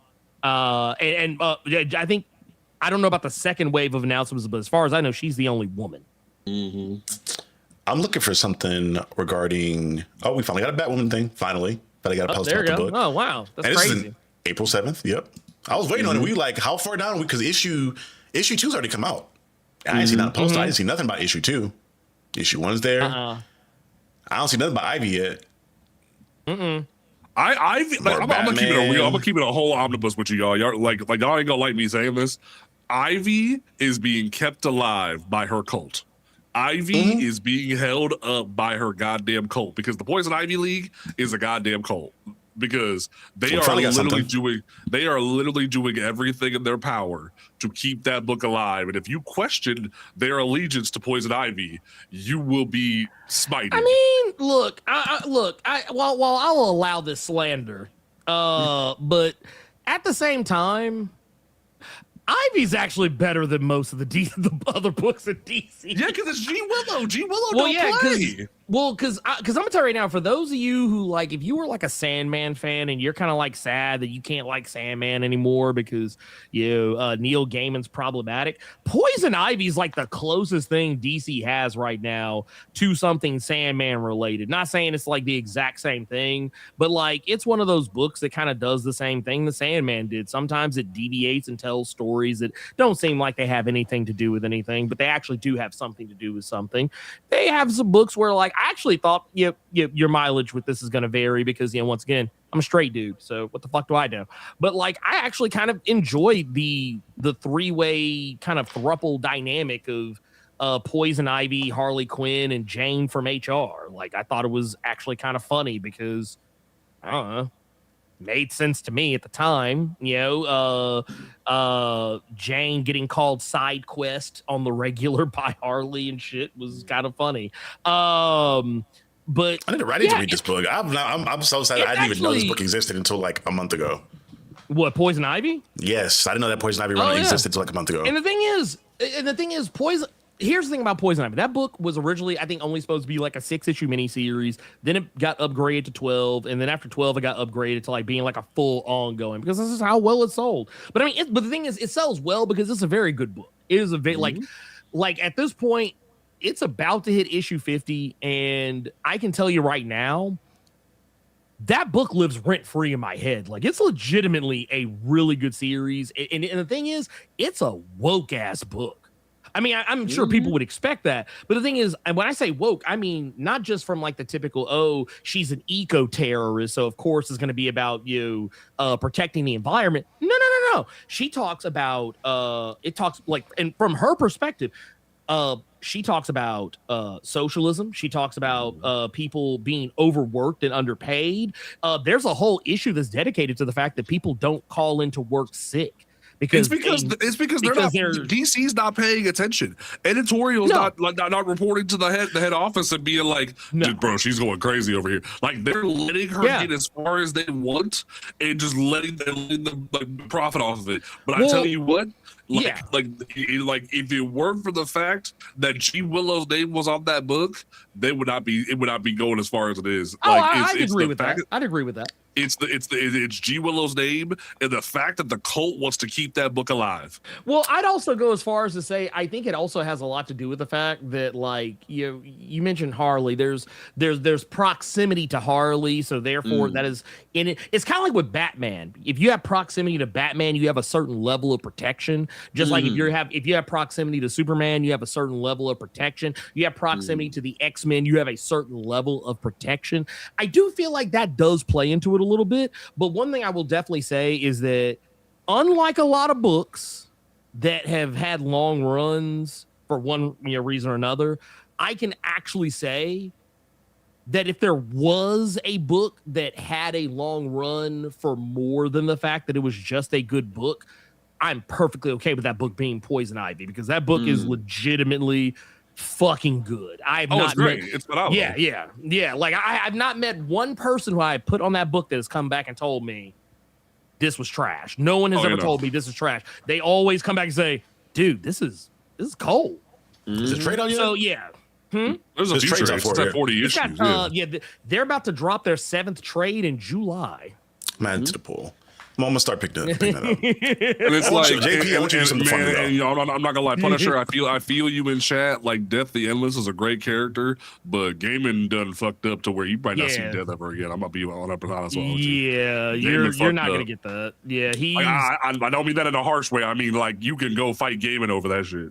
Yeah, and it's. I would also say, because I always encounter this whenever I bring up Neil Gaiman and point out he did something problematic. I know a lot of people don't know what that is, but I will just say all you have to do is look up Neil Gaiman controversy, and you'll see. The accounts that have been given are rough. They are we read through them on Nerds of Culture once, and I'm not gonna hold you. I felt disgusted. Like, I was disgusted reading it. Like, reading the accounts of these women who he did what he did to. I'll just say that. It was bad. And honestly, it made me look at him incredibly different. Regardless of whether he's a good writer or not. It also made me realize that Dream is a self-insert character. Yeah, it is. Yep. Yeah, it is. JP, I want you to do something for me real quick. I need you to look up the exact day that the new history of DC, the Dakota Incident, was announced. Well, not when it announced, when it hit shelves. The day it hit shelves. That was like March the 20th? Oh, are you trying to talk about the trailer? Yeah, we'll get to it. Just I need that day. I need that day. It came out February 25th. February 25th. That's what it was. February 21st. We have now, because we've scrolled down pretty far. We finally got some stuff from Ivy. Finally, like one post by Ivy from March. We're here now where they are announcing that the Dakota Instant is getting a second printing. This was on March 6th. All right. I want to keep scrolling down until I see anything mentioning the Dakota Instant on their Instagram page. I'm just gonna keep scrolling. Good luck with that. Keep going. More Batman stuff. I'm trying to see real Absolute quick stuff. when FOC was for this book. I think We're was. gonna keep scrolling here. Vertigo. Wait. Oh, wait. Here's something. What's January 31st Yep. was the announcement for it. For the Dakota. So between January 1st, when this thing was announced, going all the way up to when the second printing dropped, there is no mention of this book at all. So, and here's the wait. When did you say that post was about the pre-order? The pre-order was January 31st. Okay, so that's for the second print. I wanted to find. You might the written announcement. So here's the thing. They put that post out, that one post. Final order cutoff for it was February 2nd. I want you to look at February 2nd when they posted on the 2nd. We in January. Hold on. They were. How did I not know this? There was a trailer for Vertigo on February 2nd that showcased Titan on February 2nd. That right there. This is January 31st right here, big dog. This ain't even February. This is when you talking about. Well, the 31st was that weekend, but like, but the same day that trailer dropped, Illich posted the trailer for the Dakota incident that he paid for, and DC made that and was able to pip that for Titan and pip that for Vertigo. They couldn't even be bothered to share the Dakota incident trailer. Nope. Also, I would like to point something out. I am today years old, and I should probably look at shit like this more often. I think I know why Poison Ivy stays flush. Why? It's the editor. Who's the editor? Ariana Totoro. What do I know that name? That name sounds familiar because Ariana Totoro is the trans daughter of John Totoro. John Totoro. Carmine Falcone himself. I forgot about Ariana. Yeah, I've heard it. She's good people. She puts that work in. Ariana has been editor on Poison Ivy for its entire run thus far. Of 43 of which issues have come out thus far. So shout out to her, because I didn't even know DC had a trans editor, period. Yeah. That's so that's actually kind of goated. So you know what? I think that is also why DC don't say shit, because they're like, yeah, man, don't piss off Carmine's daughter. Don't She a badass. She put that work in. Yeah, no, she with it. And that's why I'm like, nah, dude, they're gonna leave her alone and let her do what she do. And Meanwhile, you have Marquise Draper fighting in the trenches.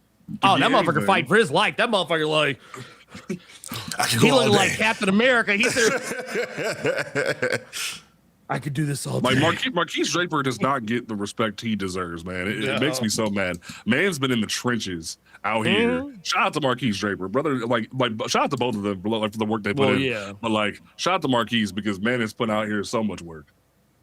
Oh no, 100%. I'm curious as to like when they even brought Ariana in as an editor. I'm gonna look it up real quick. Out of curiosity. I didn't see, but like, oh wow, wait, there's a goddamn. I can just go to the LinkedIn.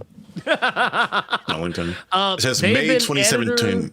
Oh, my bad. Go ahead. Oh no, I'm just gonna say. It says she's been at DC for 12 years and 3 months, but editor for the past couple of years, 2 years and 11 months, July 2023. So yeah, she was an assist. She was. I don't know. Again, I'm assuming it's her pronouns are she, her. But again, correct me if I'm wrong, y'all. Yeah.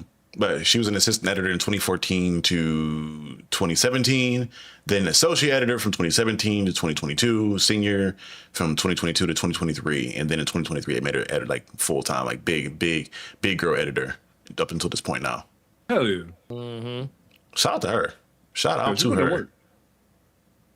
I mean, like I said, I'm with it. I'm with it, man. Yeah, and like I want to make it like very clear. You see how like we're with it. We love that for her. We're out here in the trenches. It's not like we're being disingenuous. Like there's other like people out here who would be disrespectful. Like I'm out here, like Ernie out here being an awesome queer parent. Like man's out here in the trenches. Like we wouldn't be here if we didn't care. I want to make that very motherfucking clear. Charlie's out here being the ultimate ally, being like, hey, let's hang. But the rest of us over here, like, we been here, motherfucker. Look, we looking like Marquise out here. Talking about some, honestly, we can do this all day. Yeah, I'm fresh. Like, I ain't these niggas are more tired than I am. Y'all. We wouldn't be here talking to y'all if we didn't care. That's what I want to make very clear. And again, if you guys have any other hesitations on the campaign or feel as though that there's things that we're missing that we're not covering, please reach out to us. Like on any of our socials, we're pretty active. I respond to just about anything. JP's also. You can DM me. I don't care. JP, he respond a little too much sometimes to certain niggas, but you know that's a whole different thing. It's because I don't want to give up on people. That's my biggest problem. Is my heart's too damn big. That's my problem. Is I don't want to give up on motherfuckers. But we're here for this. And again, in regards to my queer brethren and sisters and them, theys, he, she's, them, everybody included. I'm going to make an effort to promote more queer books that are alternatives to DC and even Marvel come June. Hell, I mean even before June, I'll probably end up starting because I've been singing the praises of Witchblade for months now. And Witchblade been lit. In my mind, she canonically queer. Old girl's canonically queer because I seen how she was acting around. I'm forgetting the android's name. Oh my god, I'm blanking on her name. Yeah, you know what I'm talking about? The green-haired android in Witchblade. Oh, I'm blanking on her name. Matter of I know who you're talking about though. Yeah, because she had a book of her own. She probably getting a spinoff. They gave Jackie a spinoff for The Darkness. She probably getting a spinoff too. But we seen that the old girl. It's alluded that she took that down. But we know for sure that she's talking about how attracted to her she is, which again, you could have conversations around why that is the case. Aphrodite, thank you so much. I think it's like Aphrodite 7, maybe. Yeah. It was I forget the number, but it's Aphrodite something or other. Yeah. Yeah, but again, another book where I'm like, also another great book that Blurred Library just put in the chat, Bitchcraft. Aphrodite 9. That Stephanie Williams helped work on in memoriam for one of her colleagues. Bitchcraft is a great book from Mad Cave that is queer, that is black, that you can go pick up at your local comic book shop. You can have that order them for them because the trade came out a while back. Like I'm gonna make it my mission to make sure that there is a new revised list of queer books that people can go find. Like there's plenty of them out there you can find, but I want to make sure that there's a lot of queer indies that people can pick up because that way I don't want to hear y'all even look in DC and Marvel's direction. I'm gonna keep it a whole story. I'll even say Bitchcraft was on my Blackest Comics of 2025 I remember you talked about list. Yeah, like it was funny because it was like Stephanie Williams was on that list like two or three different times. Yeah, at least minimum. I was like, Bitchcraft was on there. Like I said, man, there are so many good books, and Bitchcraft is the best way to look at Bitchcraft is that it's basically like Charmed if it was black and queer as fuck. And I mean that in all the good ways, the best ways. All of the characters on there are. It also showcases intersectionality very well, I think. Somebody asked, they're reading Bitch Planet. Is there any relation to Bitch Planet? So no, Bitch Planet is like hardcore feminist from Kelly Sue DeConnick, the writer who made Ms. Marvel transition into Captain Marvel. Kelly Sue DeConnick is one of the most badass bitches you ever gonna find in comic books. Like, she was so bold that she made a book called Bitch Planet and made it one of the greatest like feminist pieces in the history of the game. Like, when female friends, women friends will come to me and want to get into comic books, I don't hand them Wonder Woman, I don't hand them Captain Marvel, I don't hand them them anything else, I say you're getting Bitch Planet first because I want to liberate you. I want you to know that you don't need no man. I'm gonna give you Bitch Planet today. Let them armpits go. Yes. Let them go, goddamn. My boy Davy Jones saying Pirates of the Caribbean. So I free you from your mortal bonds. Yes. Yes. Yes.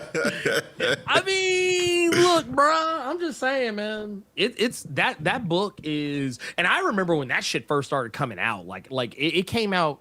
I think Bitch Planet started dropping like right around the time I was like starting my journey towards becoming like a comic book content creator.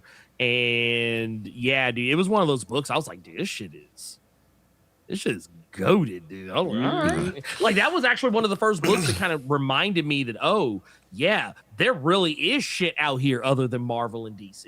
That's how I got into shit like Bitch Planet, Bitterroot. That's where I found my love for Image Comics was like the books like that. So I will always tell y'all, go pick up that because you don't need no DC in your life. You don't need no Marvel in your life. You don't need Discrimination Comics. No. And the thing is, man, like I'm gonna keep it a whole stack, man. I've never been like the biggest person to use that, or I hate the idea that like fans are out here calling DC racist. But if they're not gonna pay attention to what their PR looking like, I ain't gonna stop motherfuckers from doing it. And that's how I feel about it. That's still gonna pay attention at some point. They got to put that fire out at some point. But y'all that are here, let's get into quick church announcements for the people that are new to the channel and may not be aware of how things work. Obviously, this is Police Therapy. This is a stream that I do every Sunday at 9 p.m. Eastern, usually with my homegirl, my annoying sister, Dr. Carrie Knight. Again, like I mentioned before, if people are here late. She had a loss in family, so she could not make it today. So prayers up to her and her family. But as far as what she's told me, she'll be back next week, bright and early. Probably late, like she usually is, but she'll be here. Why does it seem like at the end of every show you're muted, JP? It's like, or he just dipped out one or two. It's like they like clockwork. At the end of every show, you always break up like that. No, you hear? It's like right as it's closing out, right? Like it's a conspiracy. It's because you know what? It's Eric Larson. It's Eric Larson. I cut out for a whole second. I'm back. My bad, y'all. You good? Yeah, like I was saying, she'll be back next week. But quick promo, because I have to do this for the channel. Because if not, people will get mad at me because I don't like to plug my own stuff, but I got to make it a point to do this going forward. Ernie mentioned it earlier, but in the description below, you will find a link to a Kickstarter for the trade paperback that my comic book publisher, Echelon Graphic Novels, is posting, and we're working on creating. If you support this book, you're not only going to be getting a volume of a trade, it's going to be including the first issues of every flagship story that we have within that book. You'll also, in addition, be getting preview pages for other books that we have on the upcoming radar on the horizon that are already done. But, you know, our clients that we have made the book with, they want done put out at a later date, but they are welcome to putting those preview pages in so you guys can get a look of it and get a taste of it. We also have an entire webcomic that one of our interns that we have working with us created. Somebody who's fresh out of art school, is a big fan of comics, and we wanted to help her get some stuff into the public purview. If you support this book, you're not only supporting this book as well as the stories within it, you're also helping to promote a future book that we have on the horizon that I think people are going to be interested in. Honestly, I've talked to my homegirl, Olivia, who is the creator of the book. I think this is going to be like our not only our best book, the one that's going to do the best is going to be a book that is essentially for people that are wondering, kind of like Inside Out, but more so based around entrepreneurship, and it's going to be an anthology series. You think Inside Out, but it's going to be a bunch of different stories within this dynamic going forward where you get to see people's emotions reflect life and whatever it may be.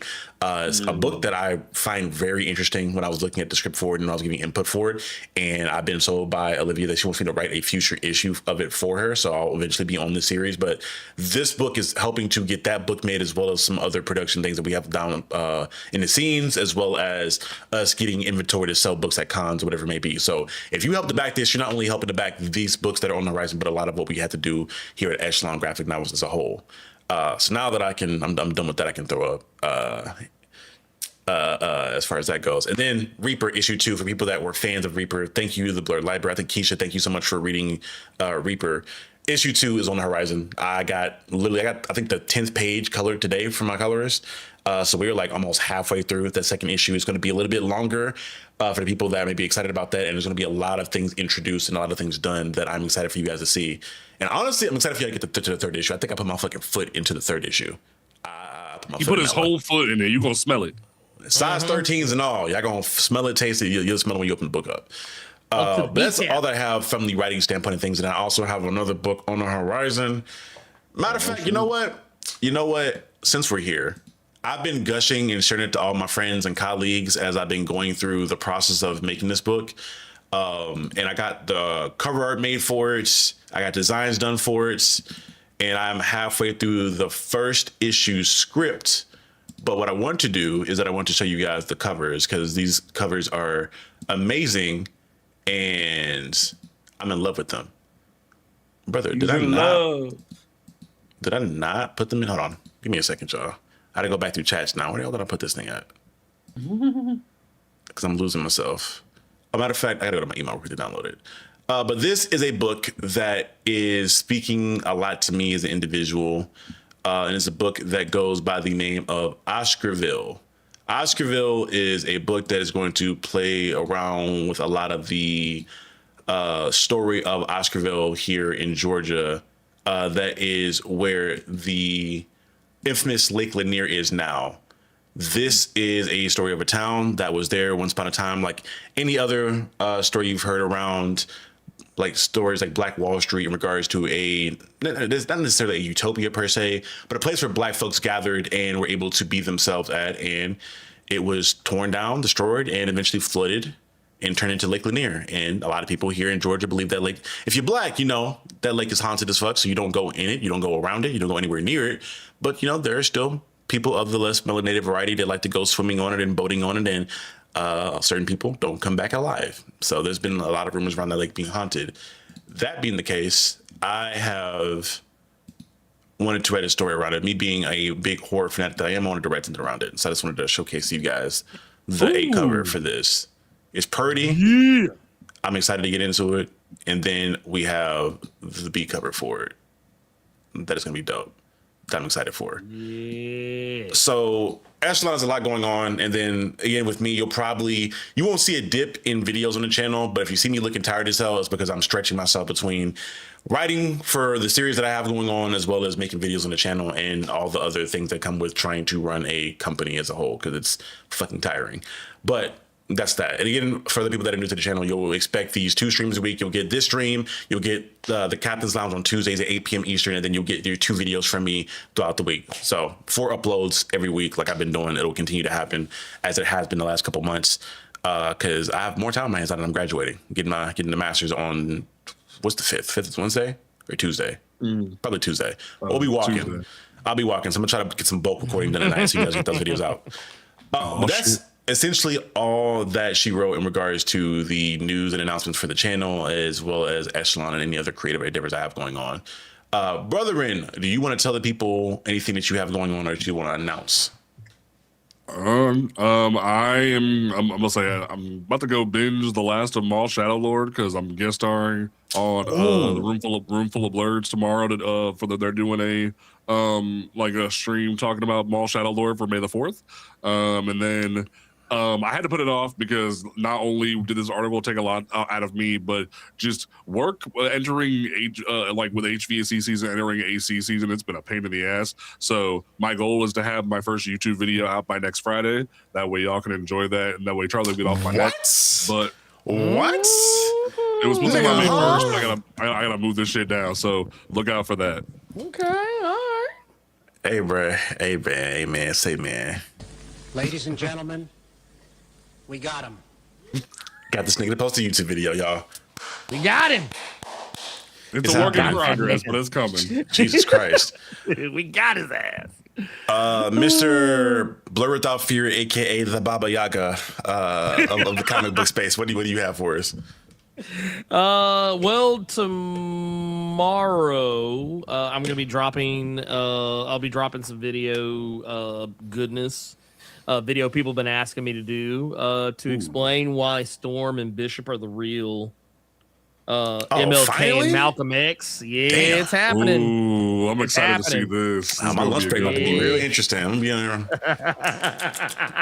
It's gonna be a good video. I think. I think it's gonna be good. Also, I do have some more videos I've been kind of cooking up of some. I know a lot of people liked the how to make your own comic video that I did. But I did it from a writer's perspective. I'm going to do another one from an artist perspective and share some things that I have learned in my time drawing my own book and things I've learned doing work for other people in the you got a capacity book, y'all. that I have so far. Heart of I the got a book. Darkness is out now on Global Comics. If you guys want to go read that, it's a great book. If you like Blade or John Constantine and you want to see it in the Negro version based in Memphis, go read that book. It was great. I covered it on the channel and interviewed this nigga about it. Go read that. I was there. I was there. Yeah, I was there. That was me. Yeah, I got that on the horizon. And tomorrow. Oh man, dude, that kind of slick crept up on me. I got David Pepos coming onto the channel to talk about He's great. Space Love Ghost. him. David's my homie. I love David to death, man. He's a good dude. Probably one of the nicest motherfuckers in comics. If you don't talk for about real. Captain Planet, I'm coming for your ass already. Talk to about Captain Planet. Oh no, we're gonna talk about it all. We're primarily there to talk Space Ghost, but I am gonna bring up Captain Planet, and I'm also gonna be picking his brain about a few other things. Get on his neck about Spencer and Locke. I want Spencer and Locke Volume 3. I need it. Hey, look, I'm a it's there. There's multiple people who I will always kind of be like, so you doing it? You bringing it back? You bringing it back? I'm sitting here waiting. I'm like, That's one of them. So when's the Action Lab contract run out? Right. Because like that's one of the ones. So like Charlie, so what you understand is like Action Lab was a publisher that existed in comics a few years ago, but they did some shady shit and like kept some IPs even though they went under. So David's been waiting for Spencer and Locke to revert back to him, and I'm sitting here like, I need that shit because like Spencer and Locke is what if Calvin and Hobbes like became detectives like later on in life. Like if Calvin grew up and like he just pretended that Hobbes was his partner in crime and shit. And it's real dark. It's real good. You can still find it online. Oh yeah, it's good shit. Speaking of things, this is for you in particular, JP, because you made me an avid fan of this individual. I'm going to start my quest to try to track down and hunt down and hold Rodney Barnes hostage for an interview at some point soon, if I can. There you go, I'm emailing him tomorrow. I'm emailing him tomorrow. Like that's been on my heart for a minute. He told me email him, so like, no, I'm about to email him tomorrow because I keep putting it off because like that man is like. That is the godfather of black horror. He of really comic books, is. And motherfuckers need to put some respect on his name. Hey, if you don't mind, share me that email. I'm gonna shoot it out too. Because I'm chucking away at Philadelphia. Finally, I finished up Crown Soul the other week, and I'm about to try to sprint through finishing up Philadelphia now that I can actually sit down and read my hardcover trades. I guess they're trades. I'm gonna go through that. Yeah. Look how hard that cover look. Hold on. Go ahead. Oh no, I was gonna say. Speaking of, I will also be having your captain on to talk about the Kickstarter. Who? Yeah. Oh shit! You said my captain. I was like, who's my captain? Nigga, what the fuck? He's like, wait, what captain? Me? Captain? You? Yeah. Yeah, I'm gonna be on Ernie's stream tomorrow to discuss the Kickstarter as well as Reaper and all the other stuff. I'll have my fan perspective for the books that I didn't write, but I'll be able to talk about in depth the ones that I did. I'm excited. I want to say this too, Ernie. You know how fucking life changing it is for me to finally be able to be on the channel officially. Like it's one thing for you to be here, but for me to be on there and be like, yeah, nigga, I'm here, nigga. It's like, I'm here. I've been watching this I shit keep waiting forever. for my invite to come like to shoot the shit in the Blair Cave. That way you get a creamy nigga on that motherfucker. Hey. Yeah, Well, I gotta go in there. You gotta lick your lips every time, though. You gotta lick your lips every time when you say it. It goes, hey, creamy nigga. I gotta fire up Carter. Me and Carter. He ain't got beef yet. Like, boy, if you don't, yeah, get on his man, ass. you don't get up off me. But no, we got like I said, it's gonna be interesting. I think it's gonna be really good. I need you to tell Carter that he's the Cedric. Like Carter is the Cedric the Entertainer of comic books. That's my bit right there. Honestly, I mean, that's accurate. Oh my God. But yeah, y'all. This has been another episode of Pull Therapy. Again, if you guys are new here, we do this stream every Sunday, 9 p.m. Eastern. The Captain's Lounge every Tuesday at 8 p.m. Eastern, where we get into more pop culture things in the nerd sphere. And then you get the 2 posts a week about whatever thing comes to mind. I had a certain creator that inspired me to do some stuff that I'm gonna bulk record tonight. I'm gonna bulk record tonight. But y'all, this has been another video on Captain Diesel's Dojo. But y'all, before y'all leave, remember, forever and always, You're now watching the Captain. It will see you guys next time. Peace, y'all.